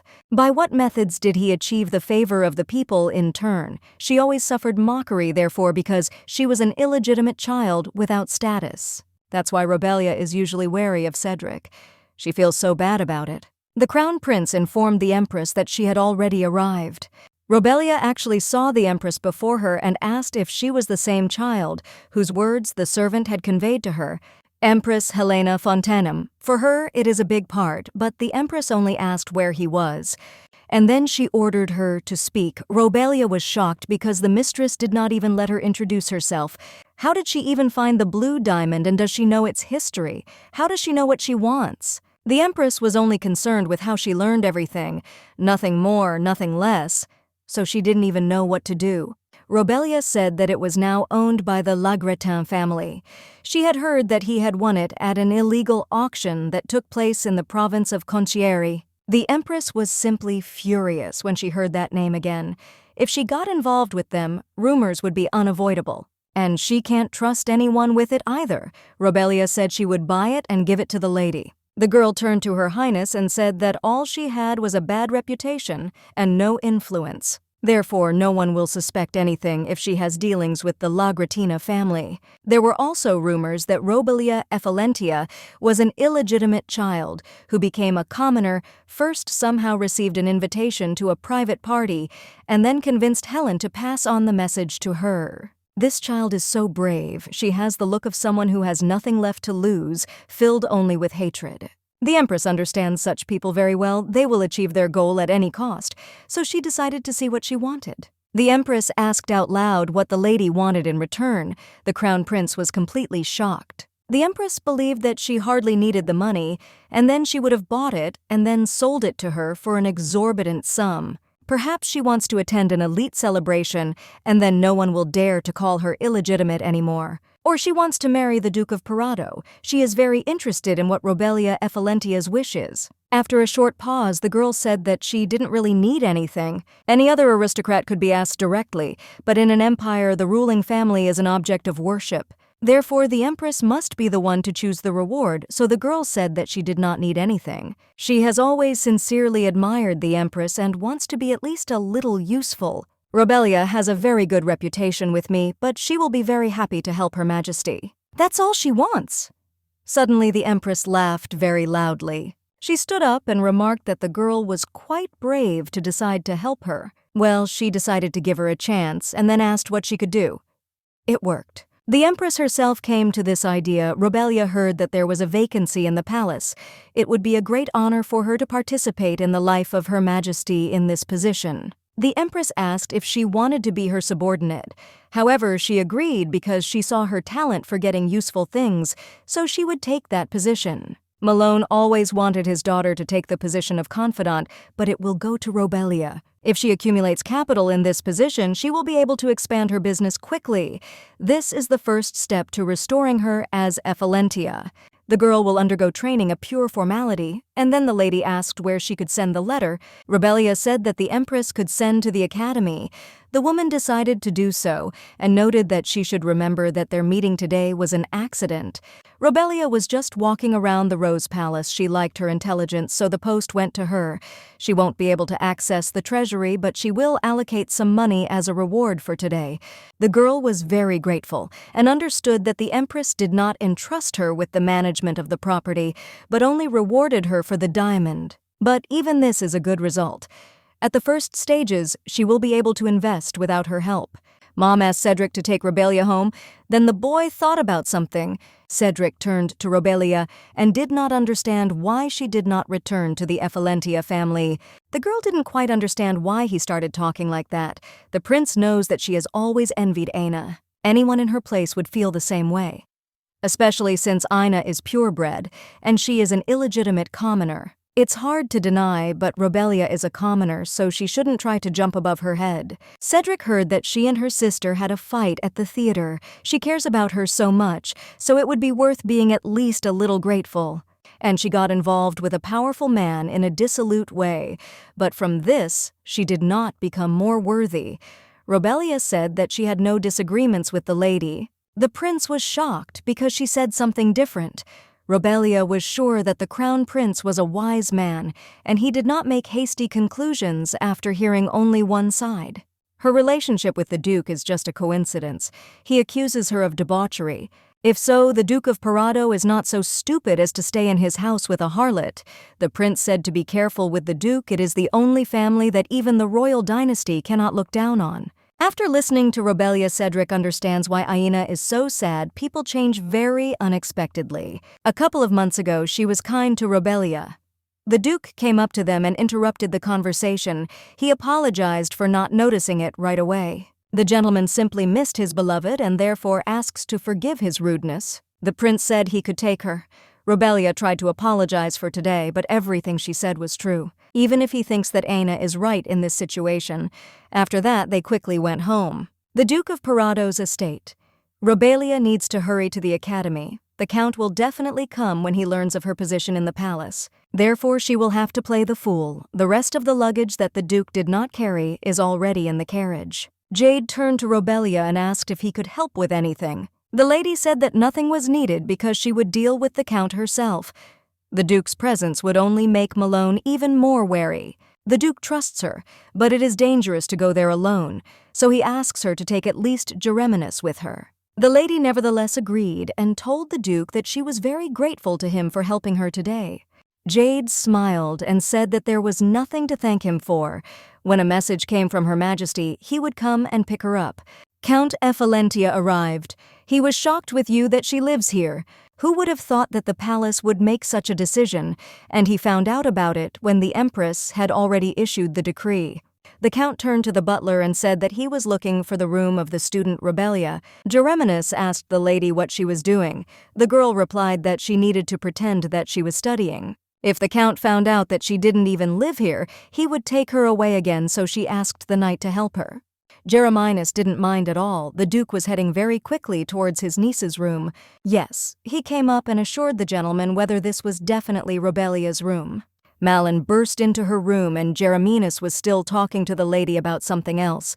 He shouted the girl's name and she wondered what he was doing there. The man noticed the knight Parado here. Malone didn't understand at all what he was doing here, and all this irritated him very much.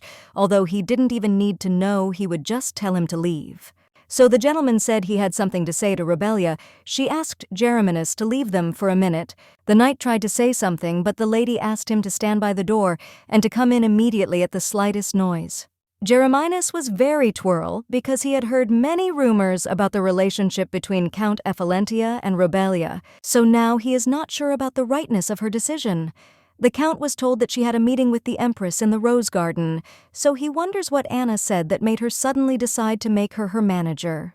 Rebelia said that Her Majesty only inquired why she had left the Count's residence and asked if she had been happy there, to which she had answered in the affirmative. Rebelia told her how much the Count loved her, to which Her Majesty did her a favor and allowed her to choose what she wanted. The Empress agreed that the Count was a good man, so she made her and the whole house of Ephilentia enter into service in the palace. Malone was shocked with you that she accepted him.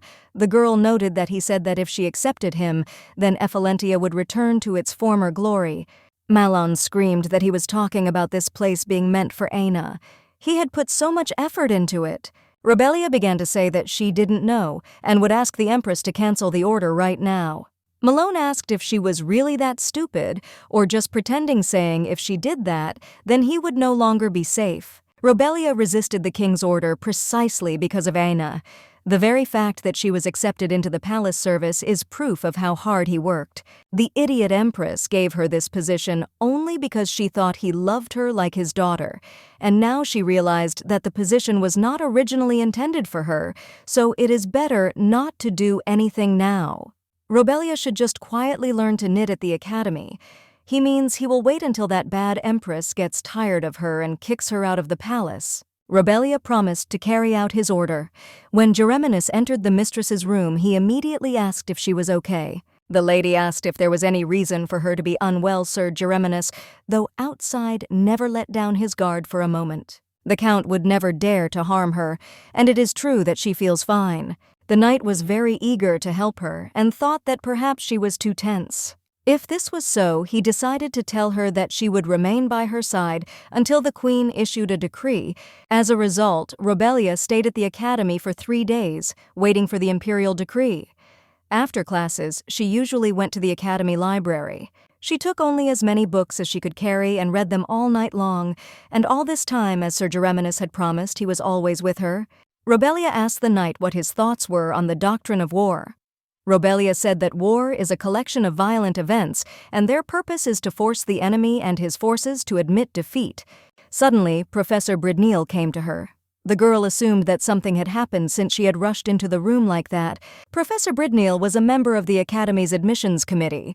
The woman shouted that Her Majesty the Empress had sent a decree to Robelia. Everyone who was in the library began to think about what kind of decree this was and what its content was. Finally, he came out. Robelia wondered where she should go. First, she had to go to the dean's office. The lady said that she was coming right now. There was a guy walking next to her with a lot of books, and he started to fall, thereby hitting the lady, but Gereminus managed to catch her. Gereminus asked the boy if Leon was okay and if he was trying to cause harm.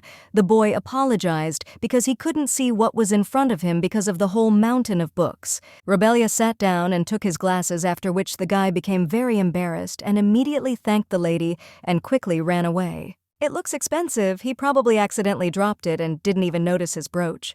I'll have to give it to him when they meet. The professor asked the lady if she could hurry to the dean's office. When they were already there, the professor said that she could enter the reception room. The woman was glad to finally see the lady and noted that they had not seen each other for a long time. Robelia was very surprised when she saw Countess Dora in front of her. The countess said to look at what one of the maids had just brought. This is the Empress's decree, which is intended for the one hired to be the manager of the imperial palace.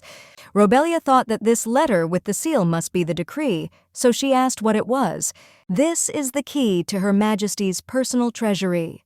From now on, she is responsible for this thing. If she goes to the bank, she will be able to find the budget, distribute it, and use this key. The rest of Her Majesty's property is also managed by Rebelia. The girl thought that this was obvious. If she squandered all her property, she would lose the Empress's support. The Countess had also already heard that the Empress had entrusted this position to Rebelia. Therefore, the girl must live up to her expectations. If she fails, her position will go to someone else. If this is a manifestation of the blue diamond, then she will never be disappointed in it. Tomorrow, the Countess will get what she wants from the Empress. The Countess was in shock with you that this would happen tomorrow because she could not find a trace of her for several years. Although she has no experience of being in the upper class, she acts as if she has been at this level for more than 10 years. In addition, she is also in the very center of the elite, knowing everything. If she's come this far, it's obvious she has nothing to lose. It's such a surprise. The Countess didn't even know what to answer her now, only to warn her about the danger of this incident. There is still one monumental obstacle ahead, and that is Robelia. The Empress is not the kind of person who will trust another just like that. Helena turned to Miss Robelia and said that if she still wished to serve Her Majesty, she must understand that they were now in the same boat. And the Countess is now satisfied with her, but she should be more careful with her behavior. Any small misdeed can harm the Empress because her reputation will suffer. The Countess will stop her by all means. And also she must convince herself that this profession also gives her a huge responsibility which not everyone can handle. Although she seems to have a fairly good understanding of how elite society works, the girl has only just entered adulthood. Perhaps the Countess had frightened her too much, and she hoped that the girl's motivation had not dropped. Robelia told the lady that there was no need to worry, because she will remember her advice. It looks like the worries were in vain. The knight asked the lady if she was sure that she could go outside. Robelia said that having become the manager of the palace, she can now come and go freely without any permission. Suddenly, they saw a carriage from which the Duke of Parado was getting out. The lady was very surprised when she saw it and did not understand what he was doing there. Jade heard that she received the Empress's decree, so he came to her and asked how she was doing. Robelia said that Sir Gereminus helped her a lot with this. Come to think of it, she was with Joachim for 3 whole days. The man asked her to tell him what had happened during all this time. Of course they would talk about it on the way back in the carriage. Robelia was not at all against it and offered him her hand. Robelia said that she had received the key to the treasury.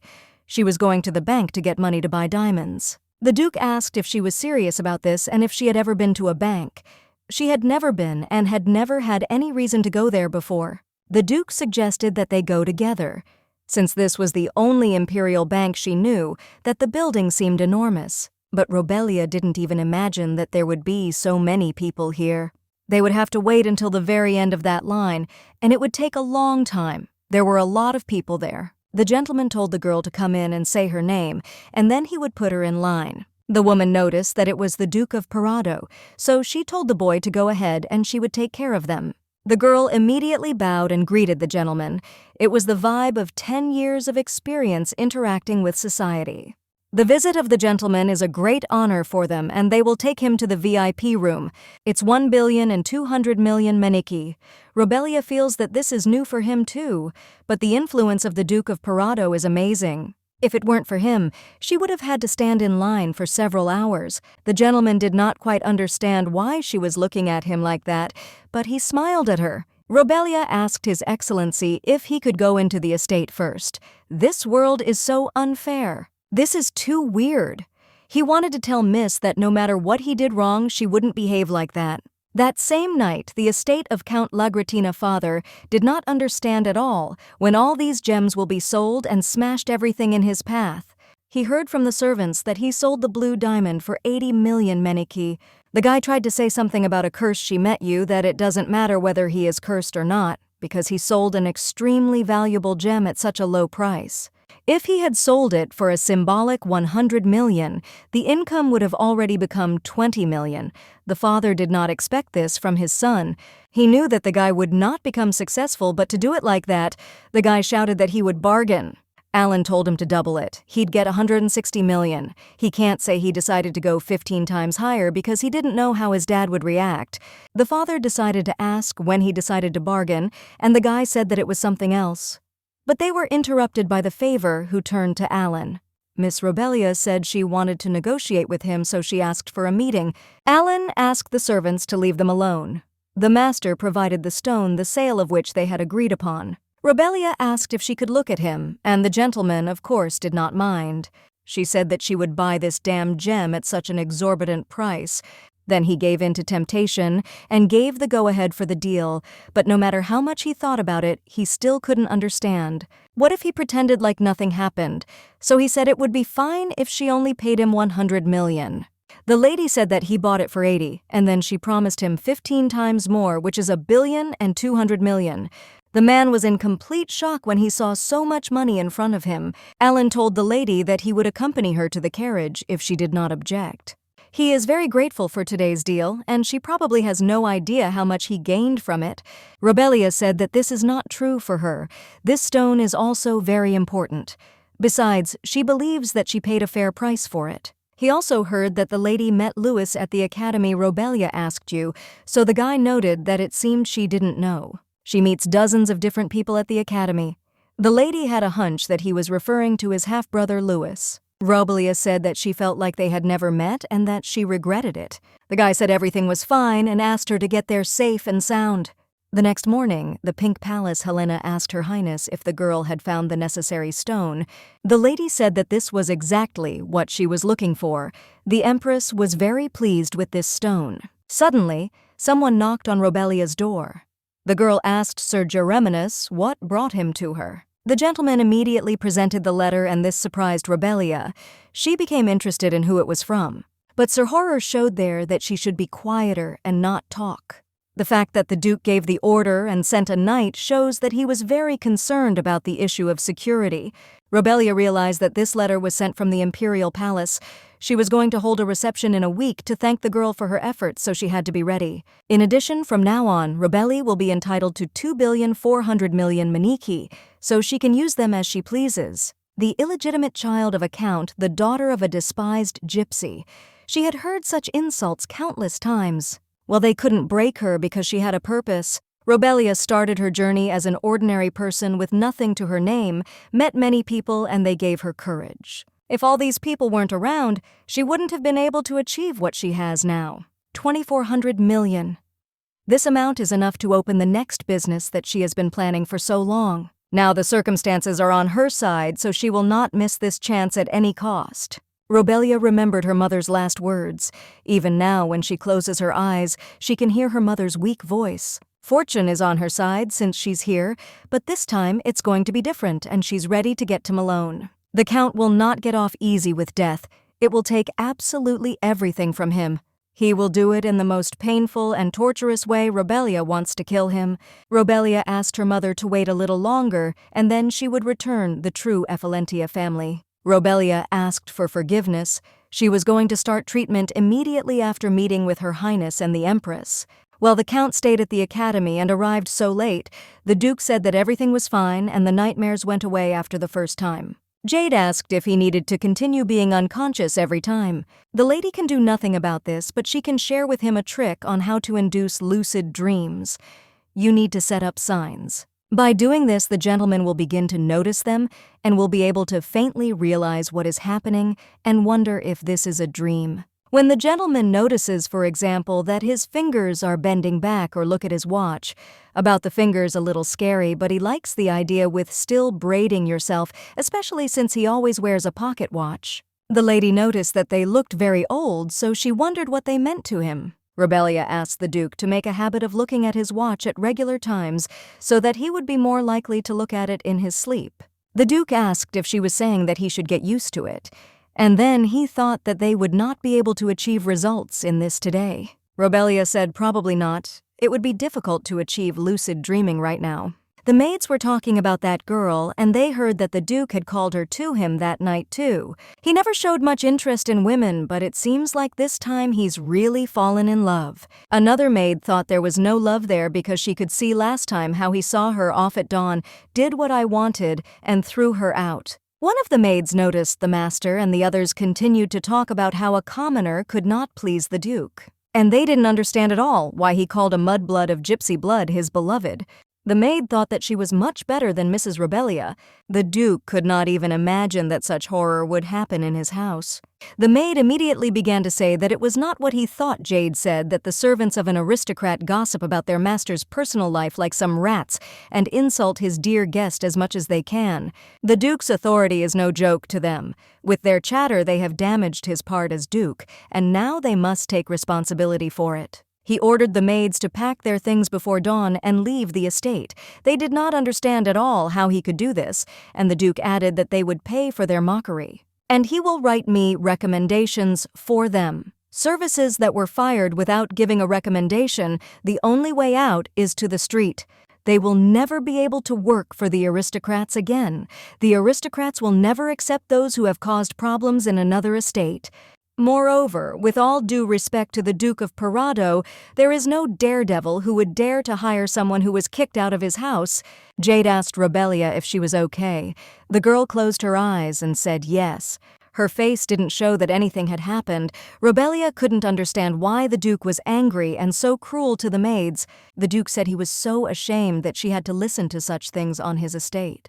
but she seems to have an idea of why it was hard for her to accept that he was angry because he was worried about her. So she pretended not to know anything. The Duke is a good man. The kindness he has shown her all this time is the highest measure of care that one person can show to another. But because of this, her chest feels like it's being squeezed by a vice, because she's so pathetic that she's surprised by good treatment from anyone. Because she seems like a beggar who grew up without even getting a literacy. The lady said that everything is fine and there is no need to worry. The Duke was that she wasn't even angry. Rebelia only said that these people had nothing to do with her plan for revenge. The Duke shouted that it didn't matter who they were because she had been unfairly insulted. So the girl should get angry and put them in their place. Jade is genuinely worried that this might break her inside. After all, she is his guest, so he can't worry about her.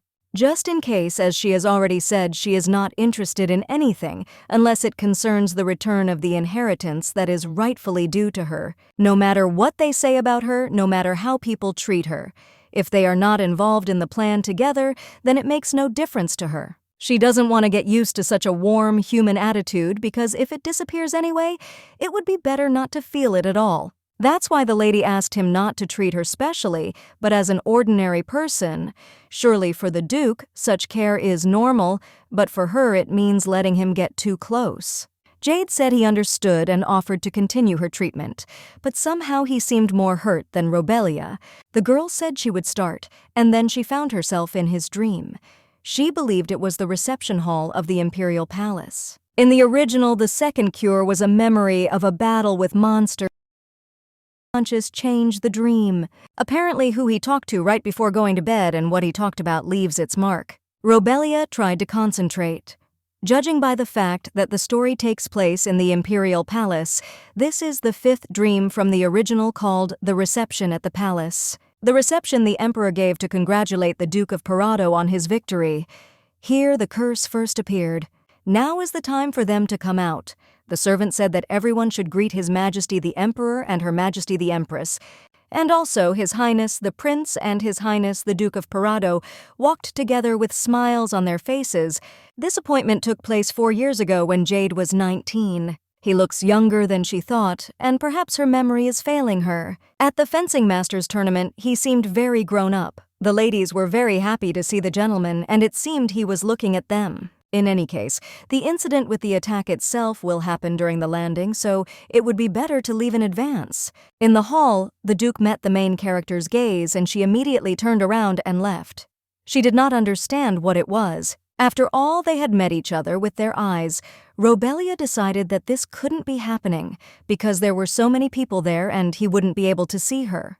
The Duke turned to Robelia and said that he had not seen her before. It was surprising to me. The girl didn't understand at all when he managed to come here. Only members of the upper class were invited to today's reception, so he didn't expect to see an unfamiliar face. Robelia felt relieved that he didn't recognize her.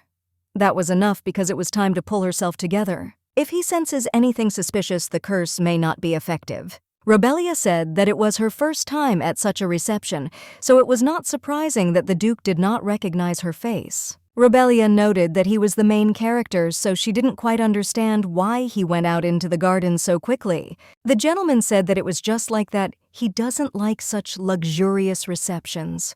Robelia interested him more. The girl did not understand why. He simply doesn't turn down girls for me but picks up any girl.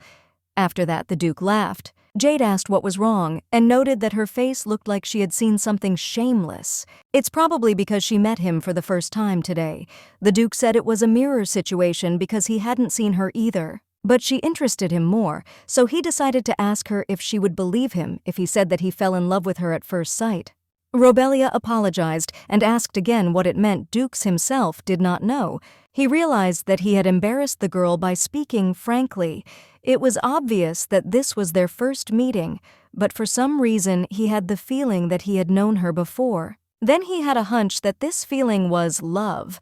Robelia believed that he simply remembered their contractual relationship in reality. Well, that's impossible unless he's in a lucid dream. Jade said it might sound weird, but she seems different. He lost his head at the sight of her. Suddenly, he began to have an attack of need to find the curse mark and get rid of it. Robelia didn't even know where she could be this time. Jade asked her to go to the hall and call someone. The Duke continued to say that he was a monster. The Duke was so shocked because this was his first attack even from the outside. Such a sight makes the blood run cold. Feels like he's turning into a monster. It's terrifying to feel like the monster is slowly consuming his personality. Robelia asked Jade to breathe slowly. The man apologized for grabbing her. The Duke asked her not to run away and to help him. When he unbuttoned his shirt, she saw a mark on him. The guy kept saying that he was so ugly that he was asking for forgiveness for being like that. Robelia said that there was no problem at all, because she knows he won't hurt her, but his hand became like a monster's. Jade said again that he was a monster. But the lady doesn't think so because everything is fine. Robelia assured Jade that he was a monster to me. If what he saw was too scary, then he should close his eyes and then everything would be fine. Suddenly he calmed down and even Robelia was surprised. She bit her finger and blotted out his mark with blood. She asked the Duke to be patient for a little while. It would all be over soon. He was completely exhausted. Well, if the dream fully conveyed the suffering that he experienced during the first attack, then it was very difficult for him. But now it was time to return to reality. She took his hand herself, and in a few seconds she was already in reality. Robelia was so tired, so she decided to sleep a little and then she would feel better. The Duke asked her not to leave. He said all this in his sleep and lay in tears. Before him, it was so easy to ask for help from a stranger. These moments, she feels how different they are.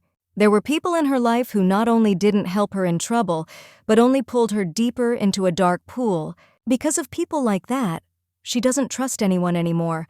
However, she seems to be a little jealous of him. Robelia was so exhausted that she couldn't cope and fell asleep right on his arm. The maid knocked on the master's door and said she was coming in.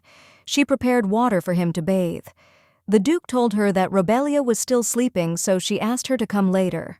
Ina was informed that an invitation to a reception had arrived from the Imperial Palace. The girl was very happy because it was Her Highness who had invited her. Only the maid still needed to tell the mistress something. Ina decided to listen to her with pleasure. According to the Count, this girl has taken the place of the palace representative. Robelia will also be present at the reception. Now Ina understood what was going on. Everything was fine because it was her duty to look after the missing family member. The maid thought that her eyes were deceiving her because she was so angry after visiting the opera house. For some reason, she suddenly behaved differently. Ina is the legitimate child of the Ephelentia family, the most kind-hearted and beautiful candidate in line for the throne. There is no doubt about it. Apparently, the sister had to leave home because she could not bear the feeling of her own inferiority. As proof, she constantly takes away what rightfully belongs to Ina. In any case, the sister has taken up a very insignificant place. In that case, Ina, the future empress, must pretend to be the protector of a family member who constantly goes beyond the pale. So be it only this time she would give her another chance. The empress's reception would take place in a week. She had been subjected to unfair insults. It would have been better if she had been angry at such an attitude. The Duke believed that he should not have been so harsh. It was the first time he saw such an expression on her face.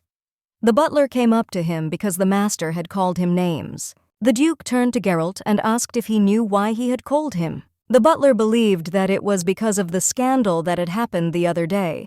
The butler was informed. Well, for some reason, he let it go that far. Jade invited Miss Robelia to win the guests at the Parado estate. He told her to take care of her, so that during her stay here, she would not feel the need for anything. He did not expect that his butler would not understand the order. So frightening that the body went cold. The butler was too self-assured, stuck in the rumors that were spreading around. In the end, he took Miss Robelia lightly. Although he saw the arrogant behavior of the maids, he simply turned a blind eye to it.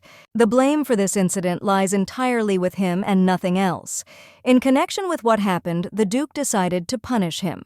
The butler immediately fell to his knees and began to ask for forgiveness and said that he realized his guilt too late and was ready to be punished, but only asked to be given a chance to correct the mistakes he had made. Geralt promised to do everything possible for this. The Duke said so. Be it this time, he would believe him. He expected this from a butler, and he also added that he should be ready to work overtime. The Empress thanked everyone for accepting the invitation, and she would like to introduce one person to them. People talked among themselves and did not understand who it could be. The Empress asked Robelia to come to her, so she stood up and walked towards her mistress. When the girl walked, she heard a lot of words behind her. Many did not understand who this girl was and could not believe that she could have something with the Empress. Robelia had already approached Her Highness and was glad to greet the only moon of their country. The Empress asked her to stay next to her. Robelia said that it was too great an honor for her. The Empress should introduce her a few weeks ago. While walking in the garden of the Pink Palace, she met this child by chance. Because of her impressive resourcefulness, she wanted to have her by her side, so she entrusted her with the position of palace representative. Aina did not understand at all how it happened that her sister was standing next to Her Majesty. She couldn't just take her place. The most honorable place that can be occupied by people who are not from the royal family. Even Aina from Count Effalentia's family has not yet had the opportunity to stand there. Robelia is the child who will become her right hand. And it would be better if they all remembered this face well. As she already said, today's reception was organized for her, but they should not be upset that they did not become the main characters. She prepared many different activities for them to enjoy the reception. Everyone couldn't believe it and said they would do whatever she prepared. Many people wanted to talk to Miss Robelia, who had managed to conquer Her Highness. The Empress said that they could enjoy it. Aina approached her sister. She congratulated her on her position as a representative. She also said that she needed to tell her something, so she wanted to talk to her alone. Robelia turned to Lady Aina and asked what she wanted to tell her. Aina closed the doors and turned to her sister with a smile, saying that she wanted to give her a chance. Robelia left the Effalentia family due to leaving for the academy without telling her a word. She didn't send her a single message, after which they met for the first time at the opera house. Aina had no idea that the two of them had become so close. If she had known that they were in a relationship, she wouldn't have given her to him. But anger boiled up inside her because of the shame that she had brought upon her. Robelia did not quite understand where she was leading. Aina said that despite everything, she forgives her because all people make mistakes and everyone knows it. Robelia is her sister, not some stranger, so who will look after her if not Aina? Robelia was absolutely horrified when she heard that she was forgiving her and asked her to stop. Aina said that she would give her a chance, so she should return to the Effalentia family. The ladies noticed the same poet who was at the Countess's party. One of the ladies turned to Her Highness and asked if this guy was the poet Wilhelm, who had participated in Countess Dora's salon party. Even the nitpicking literary critics did not skimp on praise then. He is amazing, despite his young age. The lady said that thanks to her knowledge of art would improve, so she thanked Her Highness for the great mercy. The Empress noticed that this was so, and she was curious too, so she asked the boy to hurry up and begin. Everyone listened to the boy's music and poetry with delight. The Empress noticed that his voice was like an angel's singing. After that, when he finished, everyone stood up and started applauding the boy. Everyone recited only tiresome verses in praise of the Empress, but of all she had ever heard, his voice was the most beautiful, and his verses touched her to the depths of her soul. So the lady asked the boy to come to her. Wilhelm was deeply grateful. The ladies said that his singing was even better than they said they heard such beautiful poems for the first time, and they also felt that they had to do what they had wanted for a long time. The Empress noted that they all thought so, and Helen spoke well of him, and the poems turned out to be beautiful. She also liked them. He knelt before the Empress and was also grateful to Her Highness. She had already asked him to rise, because she loves it when gifted people drop conventions. The Empress became interested in how he had written such verses. He wanted to share with others the courage that his benefactress had given her. It turns out that even geniuses like him find inspiration in other people. The Empress was curious about who helped him, because the lady wants to repay him with gifts for giving her ears such delight. Wilhelm noted that she helped him dedicate a poem to Her Highness. Helped to gather strength. When it was scary to perform in front of a large audience, the Empress remembered that she heard that this child first recited his poems at Helen's salon parties. The Empress remembered Helena telling her that thanks to Robelia, the party had been a great success. The guy said that his patroness is Lady Robelia. Suddenly the Empress laughed very loudly and said that this was true because this girl was incredibly talented. This time too she exceeded all her expectations, so the lady immediately wanted to invite her to her place. But the lady was surprised when she did not find Robelia there. The lady said that she went to the restroom with Lady Aina, and also asked if she needed to call her Elena. thought about the fact that she went to the restroom, and then the Empress said that it was not worth it because she would bring her herself because she wanted to learn so many things from this child. Then the lady went into the room, and she heard Aina telling her to leave her position as the royal representative. The lady did not understand at all what this meant and did not want to believe that Lady Aina dared to doubt her decision. Aina did not understand at all why she entered the room now, and therefore burst into tears and began to ask for forgiveness because she said it in a fit of emotion. Aina said that she did not want to contradict Her Majesty anymore. So she begged forgiveness very vehemently. Rebelia begged forgiveness and said that she believed that in her private conversation with her lady, Aina had said something that was not right. The people behind her were telling Her Majesty that although the lady's actions were reprehensible, she had come to praise Lady Rebelia's efforts and also make a generous reward, even if she is the daughter of Ephelentius, for the fact that she dared not accept the imperial decree. Punishment is due. But the Empress had arranged this reception to honor Rebelia. If she dined as a punishment, the attention of the aristocracy would be directed at Aina, not Rebelia. Besides, she herself does not want this and asks not to allow such a situation, so she said that this time she will let the lady go unpunished. Aina thanked the lady and then promised that this would never happen again. Well, if such a situation arises again, then people should be prepared to feel the full wrath of the Empress. Elena hoped that today's incident had taught the lady to watch her language. When the Empress returned with the girl, many began to ask the lady whether she really was Wilhelm's benefactress. Rebelia noted that she thought that benefactress was a big exaggeration. It's surprising that she managed to become the Queen's favorite, since she is from the common people to boot. The woman asked her friend if she remembered the rumors that Lady Rebelia might be the legitimate daughter of the Ephelentia family. True, there were such conversations, and many recall that quite a large number of people had doubts at that time. Yes, she would have been so modest and well-mannered to me if aristocratic spirit had not flowed through her veins. Sounds like she's truly a legitimate Ephelentia. Rebelia took what belongs to Aina, so the girl started asking her father what she should do. Malone was already very tired. The last thing he needed was for that stupid girl to take away everything that belonged to his daughter. As for the position of palace representative, it is not Rebelia's place, but their Ephelentia clans. She should at least imagine how vile this girl is and how much trouble she is causing. As soon as the Empress herself understands this, she will, without thinking twice, take away the tablet of the palace representative. And then Aina will be in her place. From this point on, as the Empress introduces Rebelia to high society, Aina must demonstrate the good manners of a legitimate child against her background. They will be compared constantly. Aina thought about it and understood that everything was lost, and no one will compare them anymore. She screamed at her father that he had simply said that she simply needed to be noble around Rebelia. And then instead of the palace representative will belong to her, but in the end something else. The Empress gave her a place for herself, not Ain. Seeing this, others began to approach their sister and start friendly conversations. She can't take such an important place from her, so Aina doesn't understand why everything is like this. And why did he let this parasite into their house at all? She asked her father if he knew what people were saying.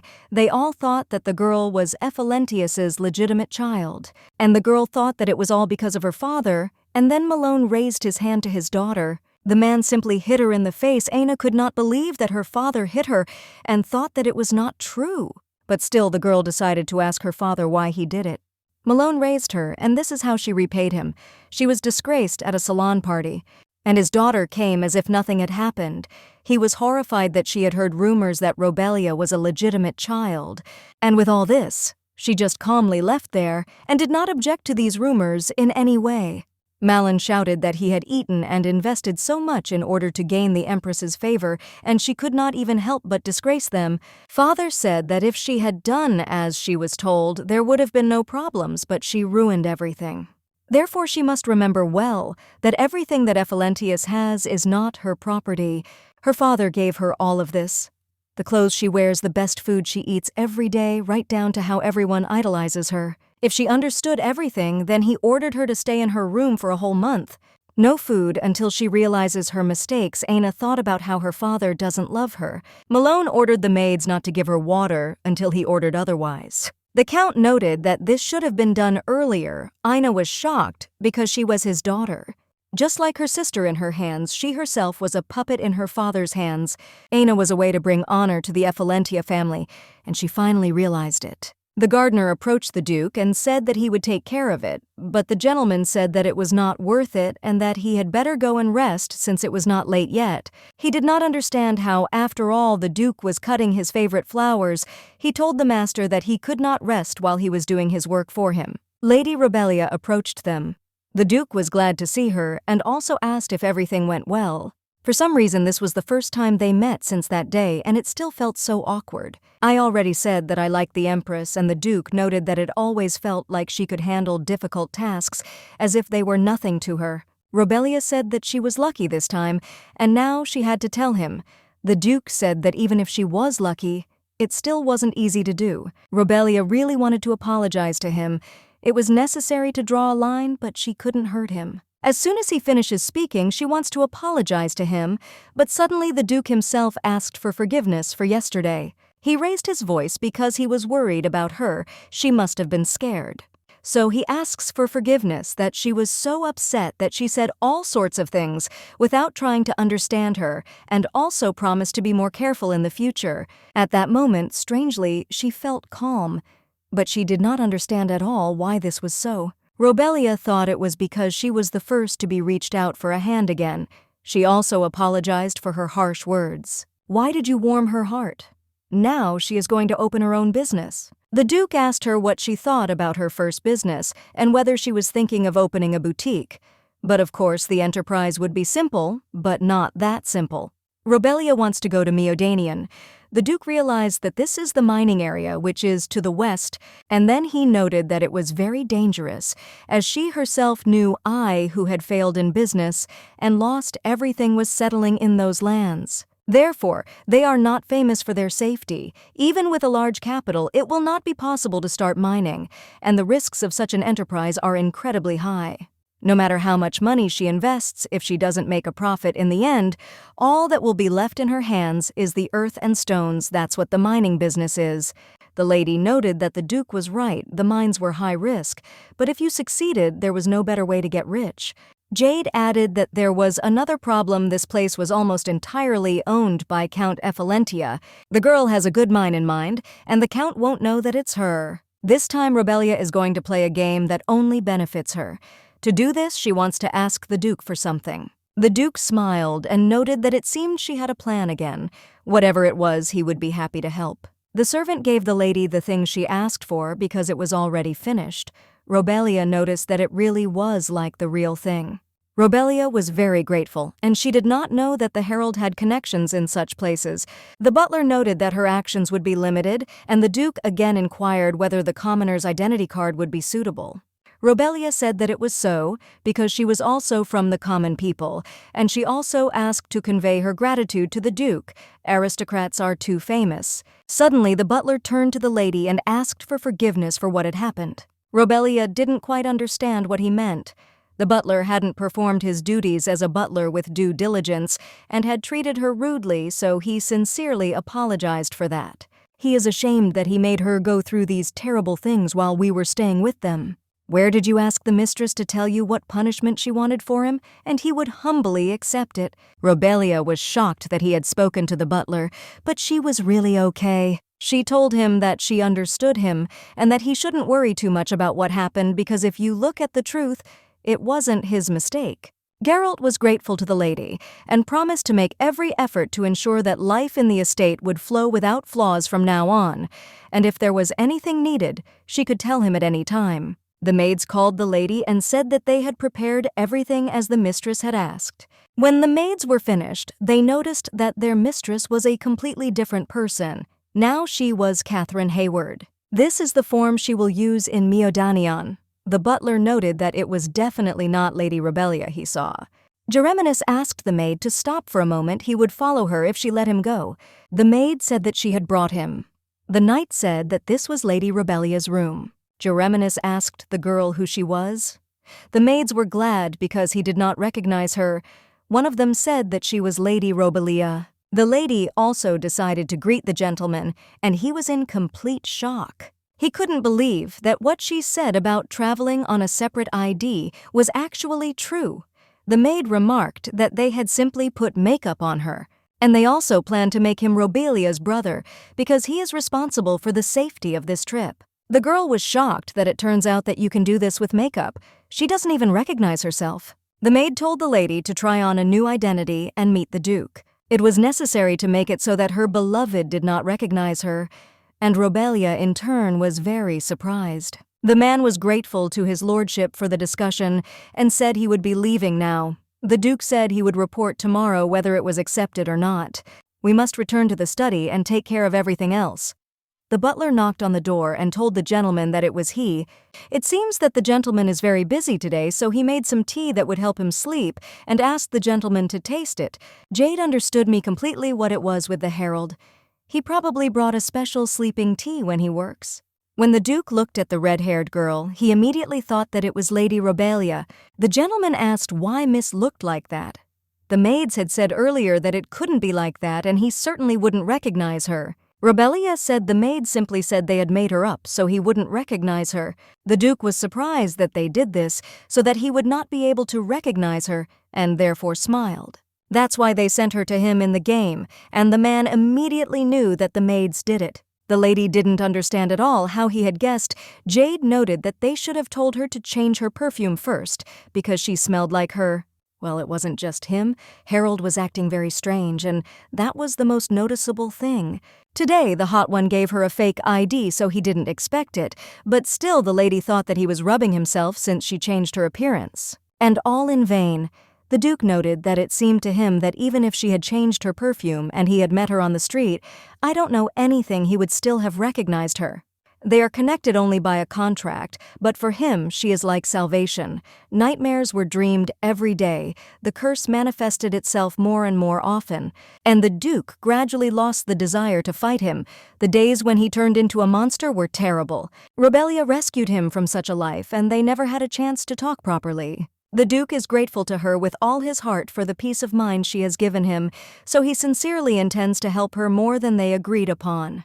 To at least balance the contract, which is not leaning in her favor, even though she said she doesn't trust anyone, he will try until she trusts him. So the Duke asked her to take care of herself because he would be waiting anyway. The maid was sent with the mistress and Jereminas. When they arrived, she was in complete shock because she saw a very beautiful ceiling. Jereminas pointed out that she was right. The glass ceiling at Airmont Station was famous for its beauty. The maid shouted that he had to stay in character and that his name was now Kelvin. The boy was scared but immediately understood what to do. The maid shouted at him that she was his servant so he should speak informally. Robelia wondered if everything was okay with these two.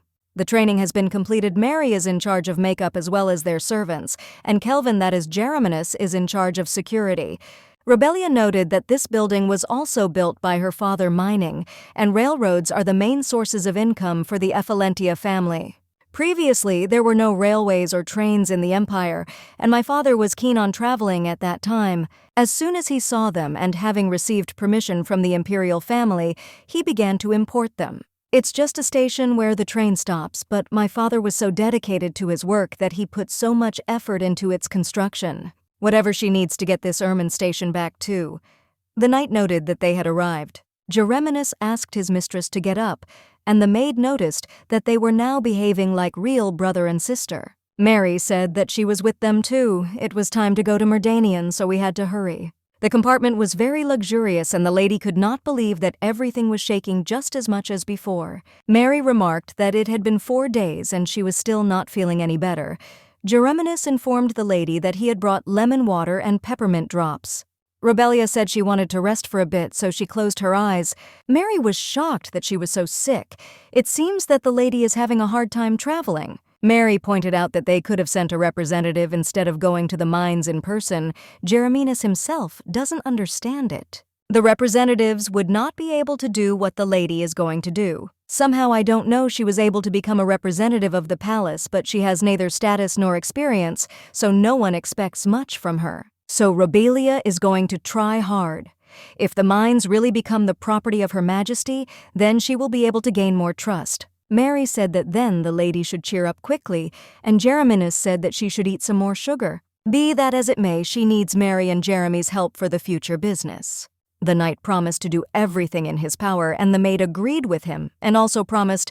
The lady noted that if we talk briefly about the upcoming business, she will buy one mine. Everything is legal, and they don't need any extra noise, so they have to be careful that their identities are not revealed. And she is also going to fine one person. Suddenly the train began to brake sharply and there was a commotion inside. Even during the stop it was shaking incredibly.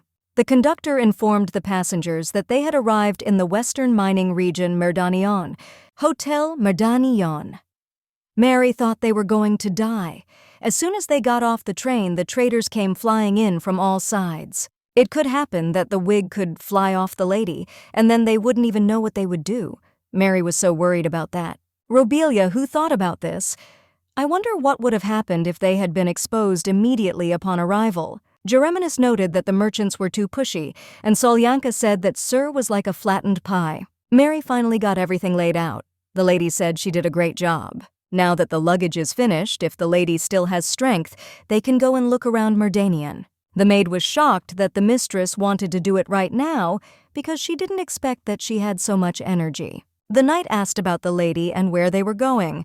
Robelia noted that it was evening, so they were going to eat. Mary was very happy because they would have dinner in a new region, but she was shocked when she saw where this dinner would be. Robelia thought they were bankrupt.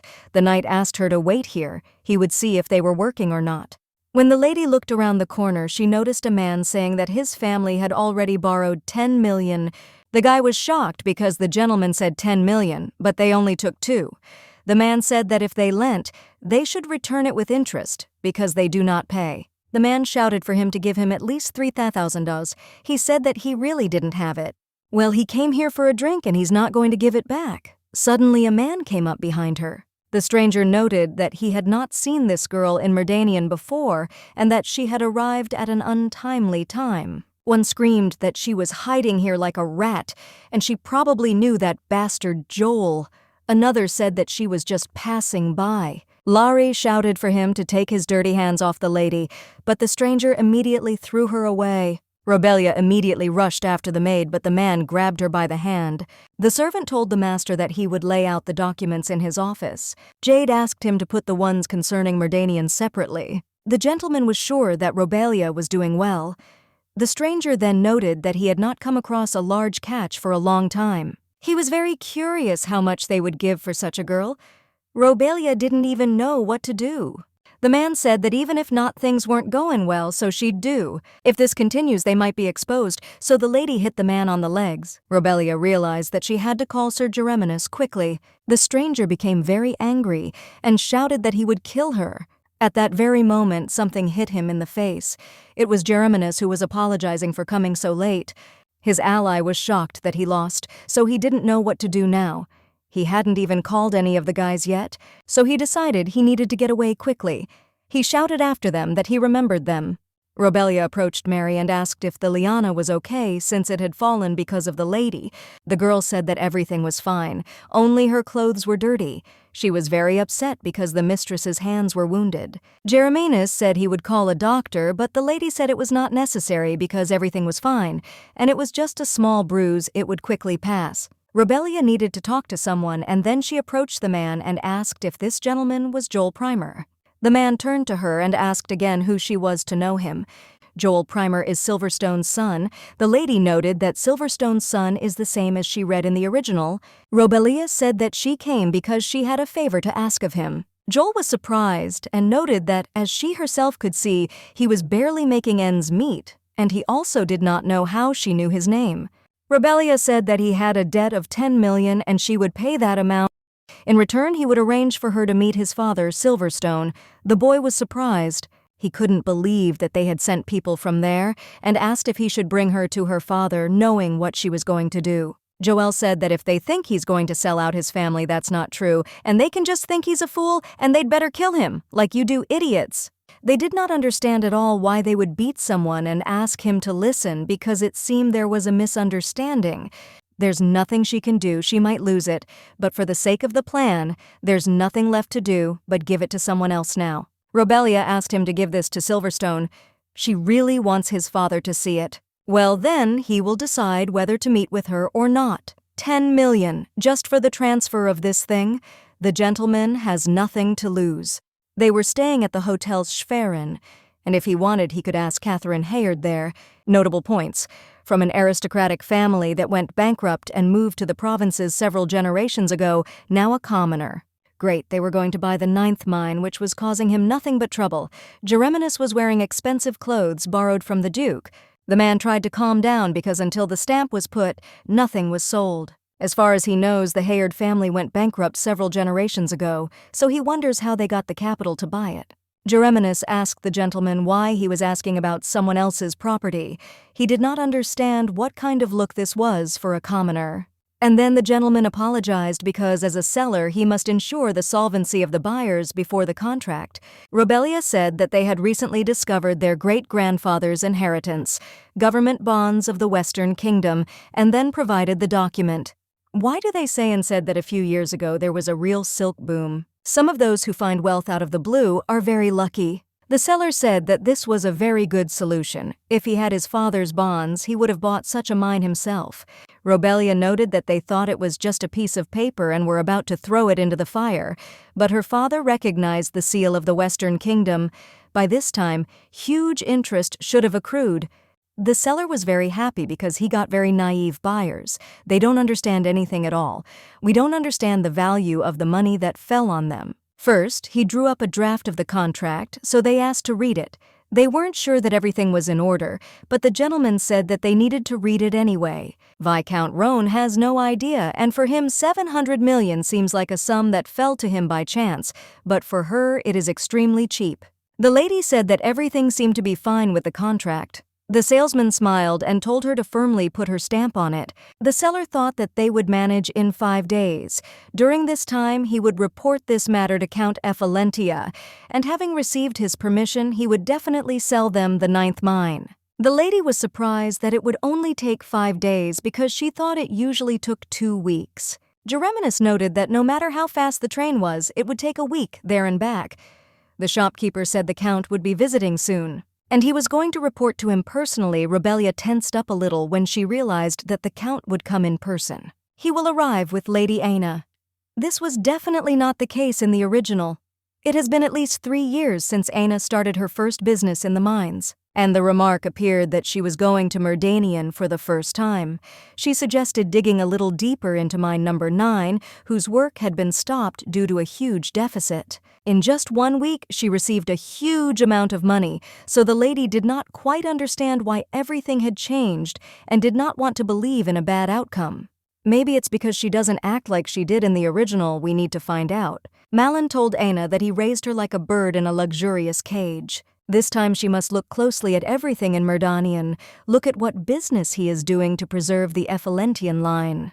And also so that she would know how her honor was created. Aina lowered her eyes and obeyed her father. Effalentius's office in Merdanian. The man said that he could ask as much as he wanted, but he wouldn't be able to hire him again because an old man like him couldn't work in the mine. The man said that he wasn't asking for himself. He could hire the young guys who worked under him again. The man said that he would even kneel if the master wanted it. They are not doing business but in gratitude here.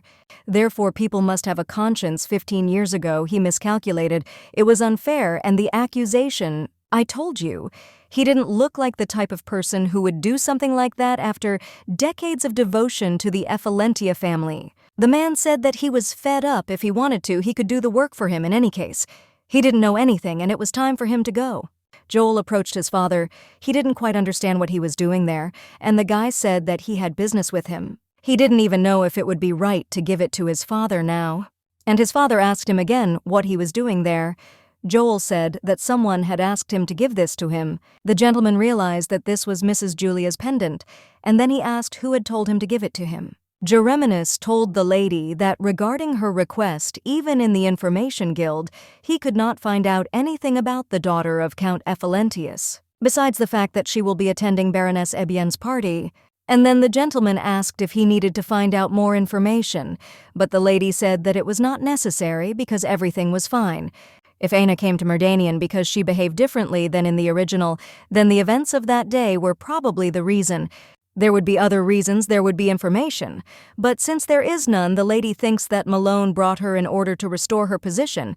After all, in Merdanian, where Ephalentius's influence is the strongest, Ina's popularity will quickly rise, and only in this situation will they be able to settle all the affairs in the capital. Gereminus said that in that case he would plan everything so as not to accidentally run into the Count. The lady was not sure that she would not be able to meet him. The maid informed the mistress that she was entering and added that Mr. Silverstone Primer had arrived. Joel was shocked that everything inside was so huge. Rebelia asked the mister to pass.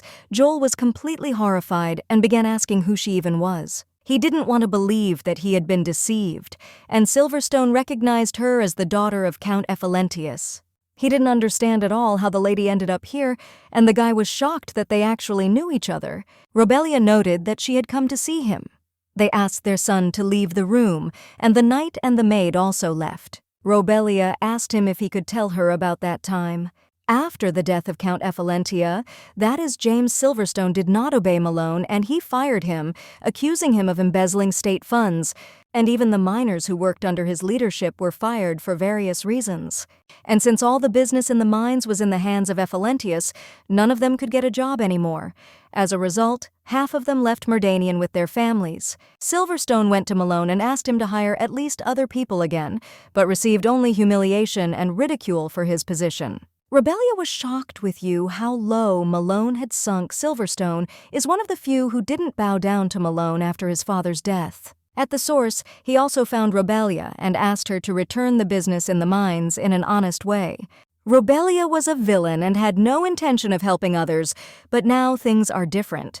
The girl said that she too fell for his trick and believed that she was an illegitimate child. But shortly before her death, Mom told about how Malone took everything from them through tricks and violence, so she is going to return all the property that belonged to her. And after that, she will repay Malone for all his actions with something worse than death. This girl, she has been through a lot during this time. To do this, she needs to start by getting the business back in the mines, and she needs Mr. Primer's help. Rebelia also plans to get back what he lost. This is the lease agreement. The lady asked if he could gather people together again and work in the mine for her. Silverstone told the lady that the offer was inappropriate as he was already committed to her. He also asked her to call him simply Silverstone. He swore allegiance to James as his benefactor and would believe and follow his daughter's words without any doubt. Rebelia knew that he was devoted to his father, but not to that extent. He trusted her, whom he saw for the first time today, just as much as he trusted his father. The girl didn't understand how it was possible and understood that perhaps loyalty really did exist. Joel, meanwhile, didn't understand why they even went out, and the maid told him to be quiet because they had an important conversation. I need to tell them both about what happened today. They've already refused 3 times. Mary was very tired and said that she only needed to sign the contract for the mine, but for some reason the lady said that she would go to the party. The owner was very pleased when he saw Mr. Kelvin and Miss Catherine come. The lady was surprised that he was waiting for them at the hotel. He stuck to her like a bath leaf. The seller said that they went out for a walk and the weather was so nice and it was perfect for walking. They just happened to meet.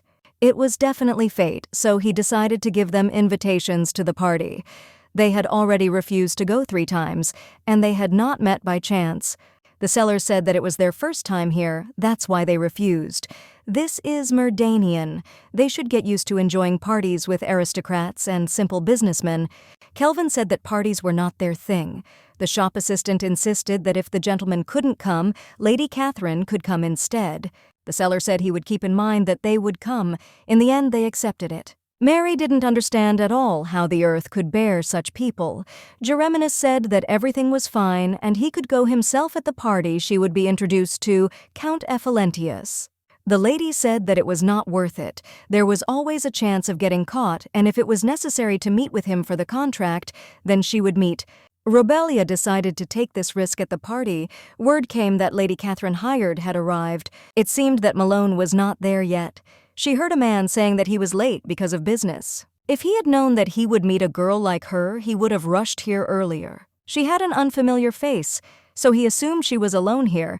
Rebelia didn't understand what it was. It would be tiring to contact him, so she asked for forgiveness.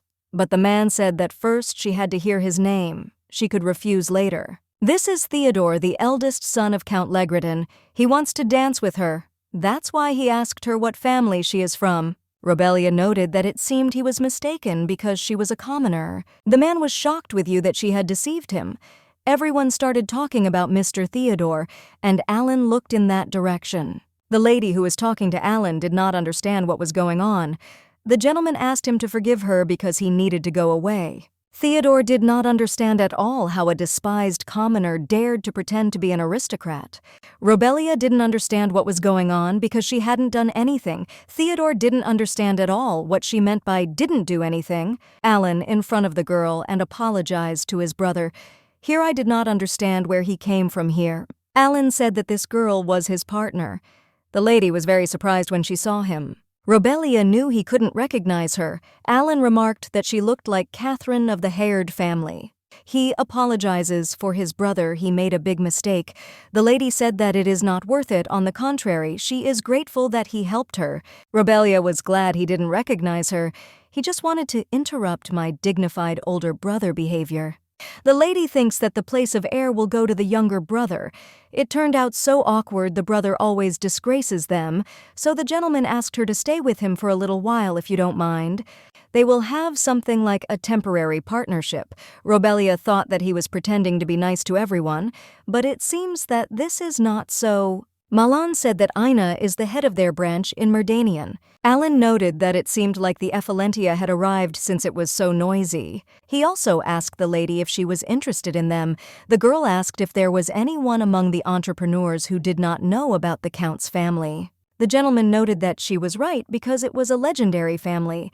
The lady thought that he was interested in Aina. Alan said he didn't know. They say if the bonds are reliable and she has confidence in them, then she should take them at any cost. Well, lately he's been wondering if that's right. There's been something that's bothering him. Robelia didn't understand at all why he suddenly started talking about bonds. Probably rumors had already reached Hayard about his success with them. Therefore, the lady asked him again whether he should talk about the bonds of the Western Kingdom. The gentleman said that nothing of the sort and noted that she had asked about Lady Aina. If she wants to talk to the Count, then first you need to start a conversation with her. She is greedy for attention, so she will not ignore it. If she's lucky, the Count will be interested in her. I don't think he was talking about bonds. It seems that brother has become interested in something else. So now the lady can go? Robelia did not understand at all what kind of politics of choice this was. The lady said that she would go and also thanked the gentleman for his help. He was seeing her for the first time, so he didn't quite understand why he was talking such nonsense. He even blushed from it. Lady Aina's arrival in Merdanian is probably for her studies. Many believed that she was actually going to begin her studies as an heir. Robelia realized that instead of the position of palace representative, she would be given the business in the mines. That happened about 3 years earlier. In the future, she should also keep in mind how nervous Malone will be when his property is taken away. He is a mean man, so you can't know where she will jump from. The shopkeeper didn't even know where Lady Catherine was. And then he found and asked the lady to come to him because he wanted to introduce her to the Count. The Viscount told his lordship that, as he had said, this was the daughter of the Hayard family. She wished to purchase the 9th mine with the bonds of the Western Kingdom. The Duke realized that this was the same customer and asked her to come closer. Despite all her determination, the fear lingers in her memory. Everything is in order. The disguise is perfect. She needs to look sincere. They say she got rich on bonds. Mine 9 has the biggest potential. He values it the most, so she is going to buy it. She is a real genius in investments. This is the most different from what he usually says. The lady said that it was an honor for her to meet him. After this, the lady greeted and bowed to the gentleman, and he did not understand why she was sweating. Meanwhile, the maid and the knight sat together. Mary said that nothing would come of it. Gereminus thought so he decided to go meet her. Malone didn't understand why sweat was pouring off her. The lady was very worried that perhaps he recognized her. The gentleman noted that young entrepreneurs are so nervous when they start their first big business. He didn't notice anything. The master told her to leave her fear, because people live in this place too. True, he could pretend to be a nervous businessman. However, he admires her intelligence because she intends to buy this mine for 700 million. Some people claim that there is nothing there, but she should not believe it. Who knows, perhaps there will be an untold amount of gold there if she buys it. Robelia became interested in how he would seal it if she refused to sign the contract. The gentleman said that he would sign the contract right now and asked the Viscount to bring the documents quickly. He would put his signature right there. Robelia didn't understand what Anna was doing here and why she wasn't in the banquet hall now. She had to quickly greet the lady before passing by, otherwise she might get caught. Anna called her sister, and the lady was very scared and did not understand what she was talking about. Anna said that it was Robelia, but the girl took her hand back and said that she was mistaken. Anna asked for forgiveness and added that she just said it because she wanted to say it. Suddenly, Gereminus and Mary ran up to her. He said that she hadn't returned for a long time, so he came to meet her, and also asked if he was disturbing. The lady said that everything was fine, and she believed that the lady mistook her for someone else, after which she apologized and said that she would leave. Anna told her not to worry, because she would not tell anyone about her secret if she did not want to. Malin didn't notice anything, but Ina definitely recognized her. Robelia heard that this girl was fixated on Robelia. This was already strange. It seemed that she didn't know her as well as she thought. Robelia remarked that now that she thought about it, she wondered how they had ended up here. The maid said that they were just worried about her and came here. Gereminus said that they were very worried and came, and suddenly Mary saw the contract in the lady's hands.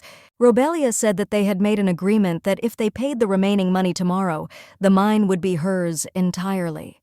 Gereminus noticed that the lady had worked so hard all this time, so he had prepared a special dish today. The lady was surprised, and the maid now understood why the knight chose the ingredients himself today. Mary said that she was a servant of the Parado family and could not lose, so they would have a cooking duel. And so unexpectedly the culinary battle began.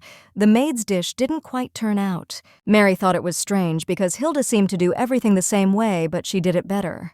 To be honest, she was never responsible for cooking. Her duties included serving guests. Well, Mary never thought that she would lose to Sir Gereminus the knight. For some reason, the Lord felt betrayed when she heard about serving guests. And she also told the lady that she had done her job wonderfully. Mary suggested that they quickly try what the knight Gereminus had prepared. Robelia noted that it was indeed delicious, but he was busy training, so she wondered when he learned to cook. Gereminus said he used to cook every day with his younger siblings to feed them. Yes, after he started working for the Duke, their family's situation improved and there was no longer any need for that. Mary didn't even know about it and also noticed that he was now Lady Robelia's older brother. You most likely felt like you were cooking for your little sister again. Gereminus doesn't like it, so he says he'll go get some salt. Mary is not happy because he went to get some salt at night. Gereminus didn't understand what was wrong with him. He certainly didn't have any ill feelings towards Lady Robelia. Why did you for a moment have the thought that he doesn't like her? But in the future, he needs to be more careful, because even thinking like that is rude. After all, a trifling word can hurt. The boys were very happy because now they could work again. Silverstone noted that this time the mine belongs to Ephelentia, so they will definitely be able to work. Today, all the drinks are on him. They decided to drink everything that was there. The Duke told the Viscount that he had made a fine bargain, Roan, that it was an honor to contribute to his master's business. Malone never thought there would be fools who would buy a dead mine. This trip to Merdanian promises good results, and Malone is very pleased with himself. Merdanian Bank. The gentleman reported that everything was correct. The lady was grateful for waiting. She said that after checking the bank check and the contents, they would complete the transaction. The deal is between Mr. Hayerdos and the head of the Ephelentia branch in Merdanian Viscount Roan. He is going to buy the 9th mine for $700,000. Kelvin confirmed that everything was so, adding that he also did not notice any errors. The bank employees said that they would send a certificate about the change of owner of the 9th mine. The Viscount did not believe that it would really come to a deal. For the sake of this conversation, they recalled their workers from the mine in advance so they could start work immediately. The Viscount remarked that he would pray that they would find the gold mine as soon as possible and noted that they would certainly be able to develop the mine. Gereminus noticed that he could no longer hold any of the girls after the contract was signed, so he said he would go. And he was also grateful for the excellent deal. With a smile, the Viscount said goodbye to him. The gentleman provided a copy of the certificate with which he will be able to enter the mine. Joel thought he should tell her father. The gentleman said that if he said it was Catherine's request, he would get to work right away. Joel realized that this place was a closed mine. The guys, when they looked at this mine, asked the boss if this was true. Silverstone ordered him to watch his language, for he had probably forgotten that they were akin to benefactors to them. It is he as the boss who must stop ordering and think soberly. He is pushing ahead like a bulldozer. This is really the 9th mine. Joel asked her father if this girl really isn't a liar. The father was shocked that his son thought the same. The boy noted that buying a closed mine at such a high price, there was no way to explain this except that she had been deceived by this count, just like that time. Buy exactly. The most hopeless. Mine, what should they do now? Perhaps go to the employment agency again, but they don't take them. Silverstone offered to dig them. The guy said he was crazy because how could they dig a mine that was closed? Ephelentia hasn't worked here since last year. There can't be any gold mine here. Rebelia said she would appear. Mary told the lady that the knight had said the mine was closed. 5 minutes ago, Jereminas said that Joel told him that the mine was closed. The maid was horrified when she found out about it. Rebelia asked the lady if she had heard a similar parable about a treasure hunter who would have found treasure if he had taken just one step, but he got tired and did not take it. Jereminas noted that this was an old story and that his grandmother had told it to him as a child. Mary asked what happened next. It seemed that a porter had appeared. The traveler and the porter set out on a journey to find the treasure. But the greedy traveler did not go far, and having taken all the things that he could get money for, he turned back alone. The porter, left alone in an unfamiliar place without his belongings, wandered around the area for another week, and finally found the treasure. That's why the lady is going to be a porter. She thinks they'll be very surprised when they find out how much gold is buried there. Mary thought the lady was very cool, and the knight thought about it. Rebelia asked if they were saying that the miners were gathering at the mine. The knight said that they were saying that the condition of the land needed to be checked. And she immediately said that they needed to go and convince them that gold would appear in this mine. Mary told them to come back quickly, and she would stay and clean up here. Rebelia is the owner of that mine, and the miners wonder if she even knew what kind of place it was when she bought it. Silverstone couldn't calm him down. The man said that there wasn't even any ore, let alone gold. Thompson told the chief that he was trying to control himself. He began asking the lady how she would justify not being able to pay them when she found nothing here. The miners noticed that he was right. Rebelia told them that there had been a misunderstanding. Whether there is gold in the mine or not, they will be paid according to the contract. And now they will focus on developing this place. If they promise to work on the extraction, she will pay them a year's salary in advance. After this, the lady asked what they thought about this. The man decided to start working right away. He had just recently been shouting that he wouldn't do it, but in the end he came anyway. The man said that the money was not small and that he would not be paid a year in advance anywhere else. And if they dig, they will say later that there is no money, they can just leave. Silverstone told the lady that she was so reckless. The lady asked for forgiveness. She asked him for a favor without explaining anything. The gentleman noticed that she really did look like James, so the girl decided to ask what her father was like. Silverstone said there was no one in the world more reckless than him, but he never lost. Even if sometimes things turned out the way he expected, he always had the strength to turn it to his advantage, and it seems to him that the lady also has this strength. Rebelia was very grateful to the man for believing in her. The 9th mine would not be a failure. What an untold treasure that the greedy traveler missed, hastily choosing the benefit that was in sight, will become the 9th mine. Rebelia was very interested in the Count's expression on all this a week later. Jereminas wrote a letter to the esteemed Duke because he wanted to report to him about life in Merdanian. The first day passed peacefully except for a small skirmish with local bandits. As planned, they succeeded in purchasing the 9th mine and began development. And a week later, as Lady Rebelia had predicted, the miners found gold. Gold appeared, and the knight told about it in a letter because he thought it was amazing. A new deposit has opened. The man heard that the reserves there are huge. This is the first such deposit in 7 years. The man asked what mine he was talking about. The other replied that he should know about the case when Ephelentia struck gold. The previous Count of Ephelentia gained great wealth from the gold mining of the second mine. He is a figure who stirred the fire in the hearts of entrepreneurs. This is true, as in the second mine they dug up in the 9th as well.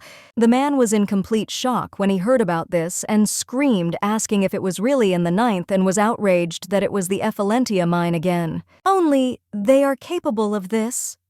The man noted that no one really knows about this yet, but the owner of this mine had recently changed. They say that these are some young brothers and their sister from the common people. The Viscount understood that this was impossible, and he needed to return the 9th mine before the Count found out about it. The Viscount can pull the wool over the eyes of this blockhead. Rumors quickly spread throughout the city. The Viscount came to meet the Hayards. The knight wrote that the Viscount had come. The lady was surprised that he was offering to sell the mine back to him. The Viscount said he would buy it for $2 billion, even $25 billion. He said there was no guarantee that more gold would appear, and she hadn't even paid off her debts. He is going to buy the mine and is offering a ridiculous sum of $2.5 billion. The Viscount said that even if they found more gold, it would cost a pretty penny, but if $25 billion was enough, he would write a check right here and now.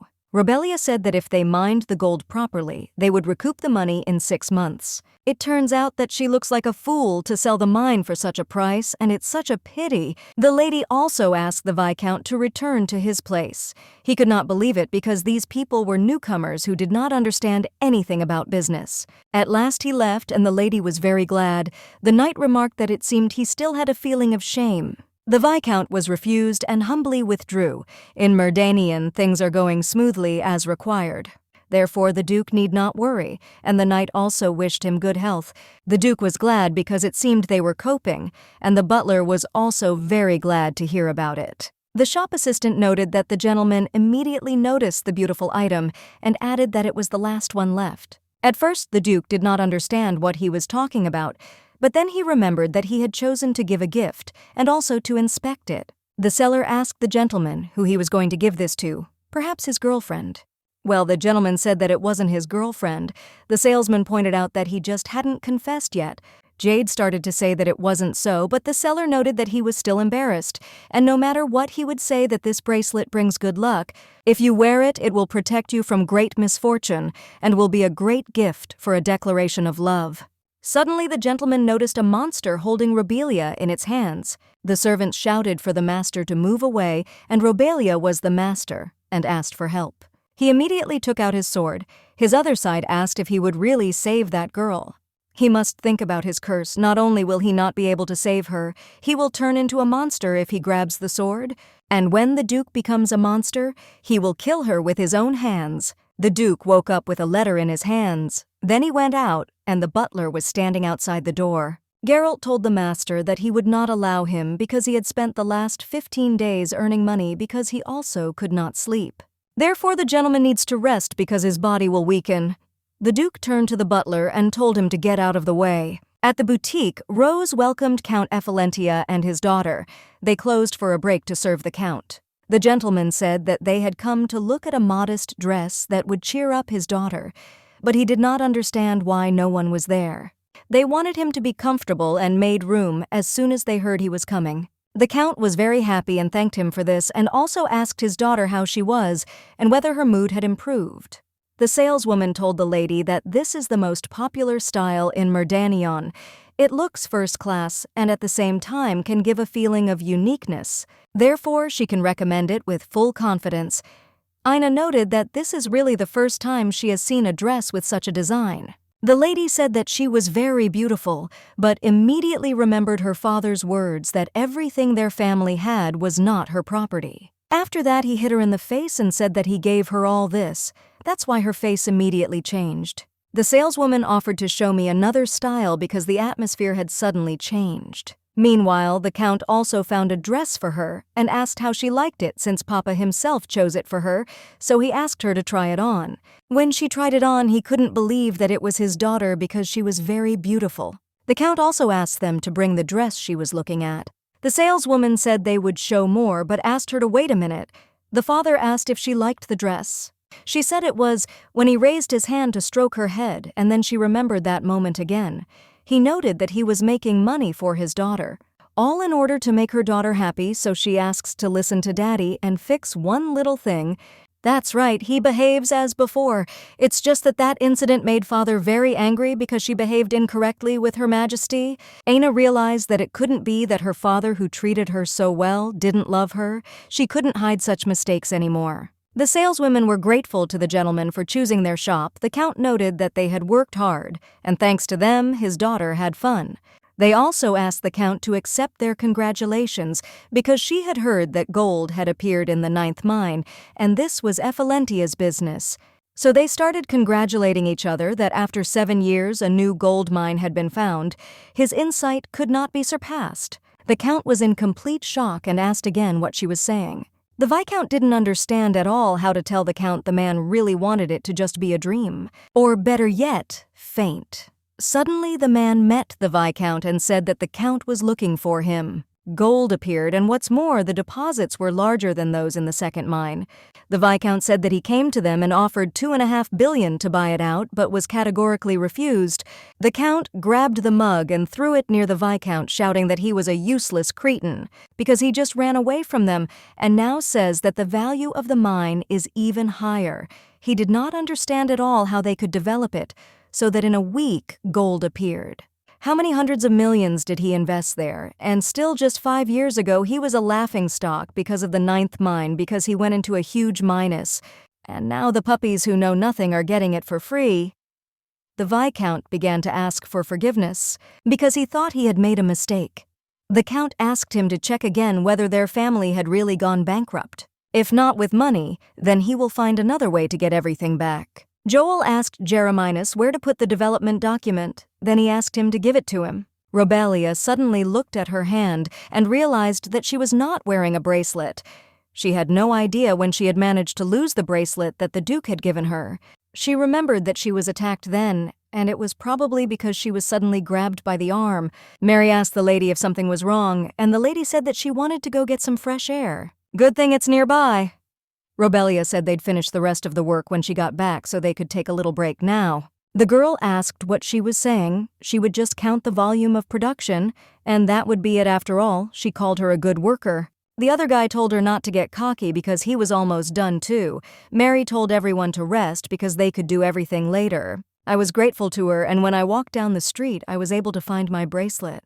It's unbuttoned and loose, looks like it could be fixed. Suddenly, her brother called her and said that he came for her just in case so that nothing happened. They finally finished. The maid was surprised that they had already returned. The miner ran into the room and reported that there was a fire in the mine warehouse. Several miners are trapped inside. They are short of people. They are very surprised and do not understand what is happening. Joel went there immediately. There was only one lady's maid left, and she was told to call the people instead, and the lady... Joel came in to help them. They need to put out the fire at the entrance, so they need to hurry. Joel came out. He pulled the man out. There's another man inside. The miner asked for at least someone to help him because he was feeling very bad. Jeremias doused himself with water and said he was going to go. The one the guy pulled out passed out. The lady said to put him on the ground. The condition is worse than Robelia thought. He inhaled too much smoke, so we need to rinse his mouth with water. Robelia promised to bring a doctor, but she did not understand at all why the fire broke out so suddenly. She wondered if there was anything that could have caught fire in the warehouse unless someone had done it on purpose. Perhaps someone was sick with his oil and set it on fire, but now is not the time to think about it. Robelia also realized that it could be the Count. She was caught when she ran for the doctor. They poured water on her and the lady woke up and didn't understand where she was. The guys were glad that she woke up. Robelia immediately realized who it was. The guy noted that it was him and thought that she saw a familiar face. He too was surprised and could never have imagined that they would see each other again under such circumstances. But he was going to. It was still good that she cried to him in this way. He noted that this was fate, and they would do everything quickly. He gave her an application for a change of ownership of mine, 9, and ordered her to sign it. She must understand that this is a statement about a change of ownership of the 9th mine. The lady tried to come to her senses. She needed to find a way to get out of here alive. Pretty alien Zenki shouldn't be doing miner's work. It's a very rough occupation for grown-up uncles here. At first, she decided to stall for time. The man said that she should just sign and then he would let her go. Robelia did not understand at all how she could believe this. The man noted that it was very sad that she did not believe the bandits' words. To be honest, they do not like torture and a lot of blood, and that is why they only grabbed her. She doesn't even know how much he racked his brain over how to get that guy out of the way. Now she understood why the fire had happened.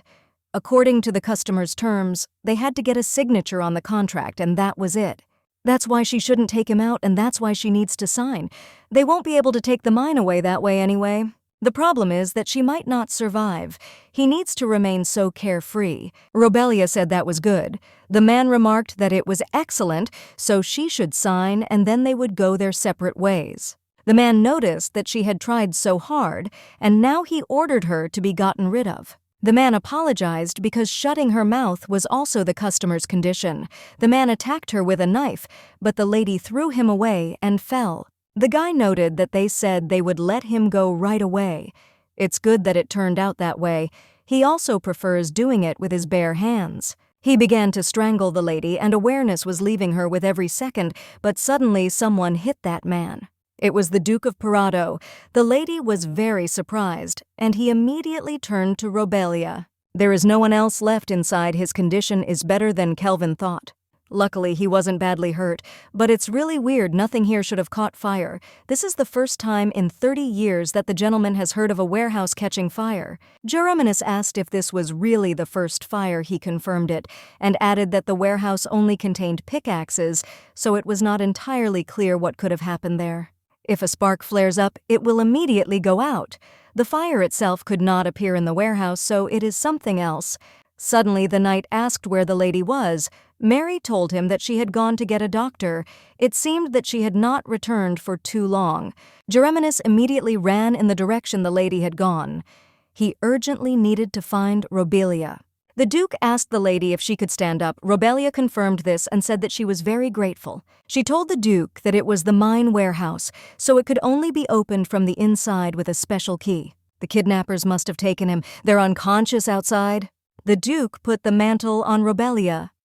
The girl decided to ask him how he knew she was here and even came. The Duke said that she had sent a letter asking for help. That was why he had come. The lady said that he didn't have to come to sort everything out. The Duke said he was not sure what was in the letter because he had not read it. Robelia smiled and said that he had looked at it. The Duke said that she had written that she needed help. She thought that since Malone had missed out on a mine that had become a jackpot for penniless commoners, he would definitely do something about it. He will send people with threats, drive them into a dead end, and force them to leave the mine. So she planned to frame it as a sale to his lordship, who had heard rumors about the 9th mine, because if the mine became his property, Malone would no longer be able to interfere. That's what the letter said. But in the end, what she feared happened first. It seems she made a mistake. She didn't think they would want to start with murder without even trying other methods. The vile Viscount went for it, but she did not understand at all how the Duke knew that she had been captured and came to her aid. The gentleman said that he found her as soon as he arrived, but he was followed by suspicious men, so he followed them. That's how he ended up here, but in the end, he still couldn't help as he was supposed to. Robelia thanked his lordship for saving her. The Lord asked if she would thank him even if they were locked in. This is exactly the case, so we need to think about how to get them out. Robelia remembered her bracelet, but did not see it on her hand. Still, the lady was sure that she had picked it up. Robelia asked for forgiveness because the bracelet he gave her seemed to have broken and gotten lost somewhere. The girl was upset because it was his gift. Pertsev thought about what would have happened if he hadn't had that dream. He wasn't sure he could come to this place. The Duke said there was nothing wrong with that. The main thing was that she was alive. In fact, he bought the bracelet when he went out to inspect his lands. It protects against troubles. But 4 days ago, when the bracelet broke, he had a dream that she was in danger. Then you personally came to Merdanian, because from that moment on, anxiety overcame him without any particular reason, and he could not sleep.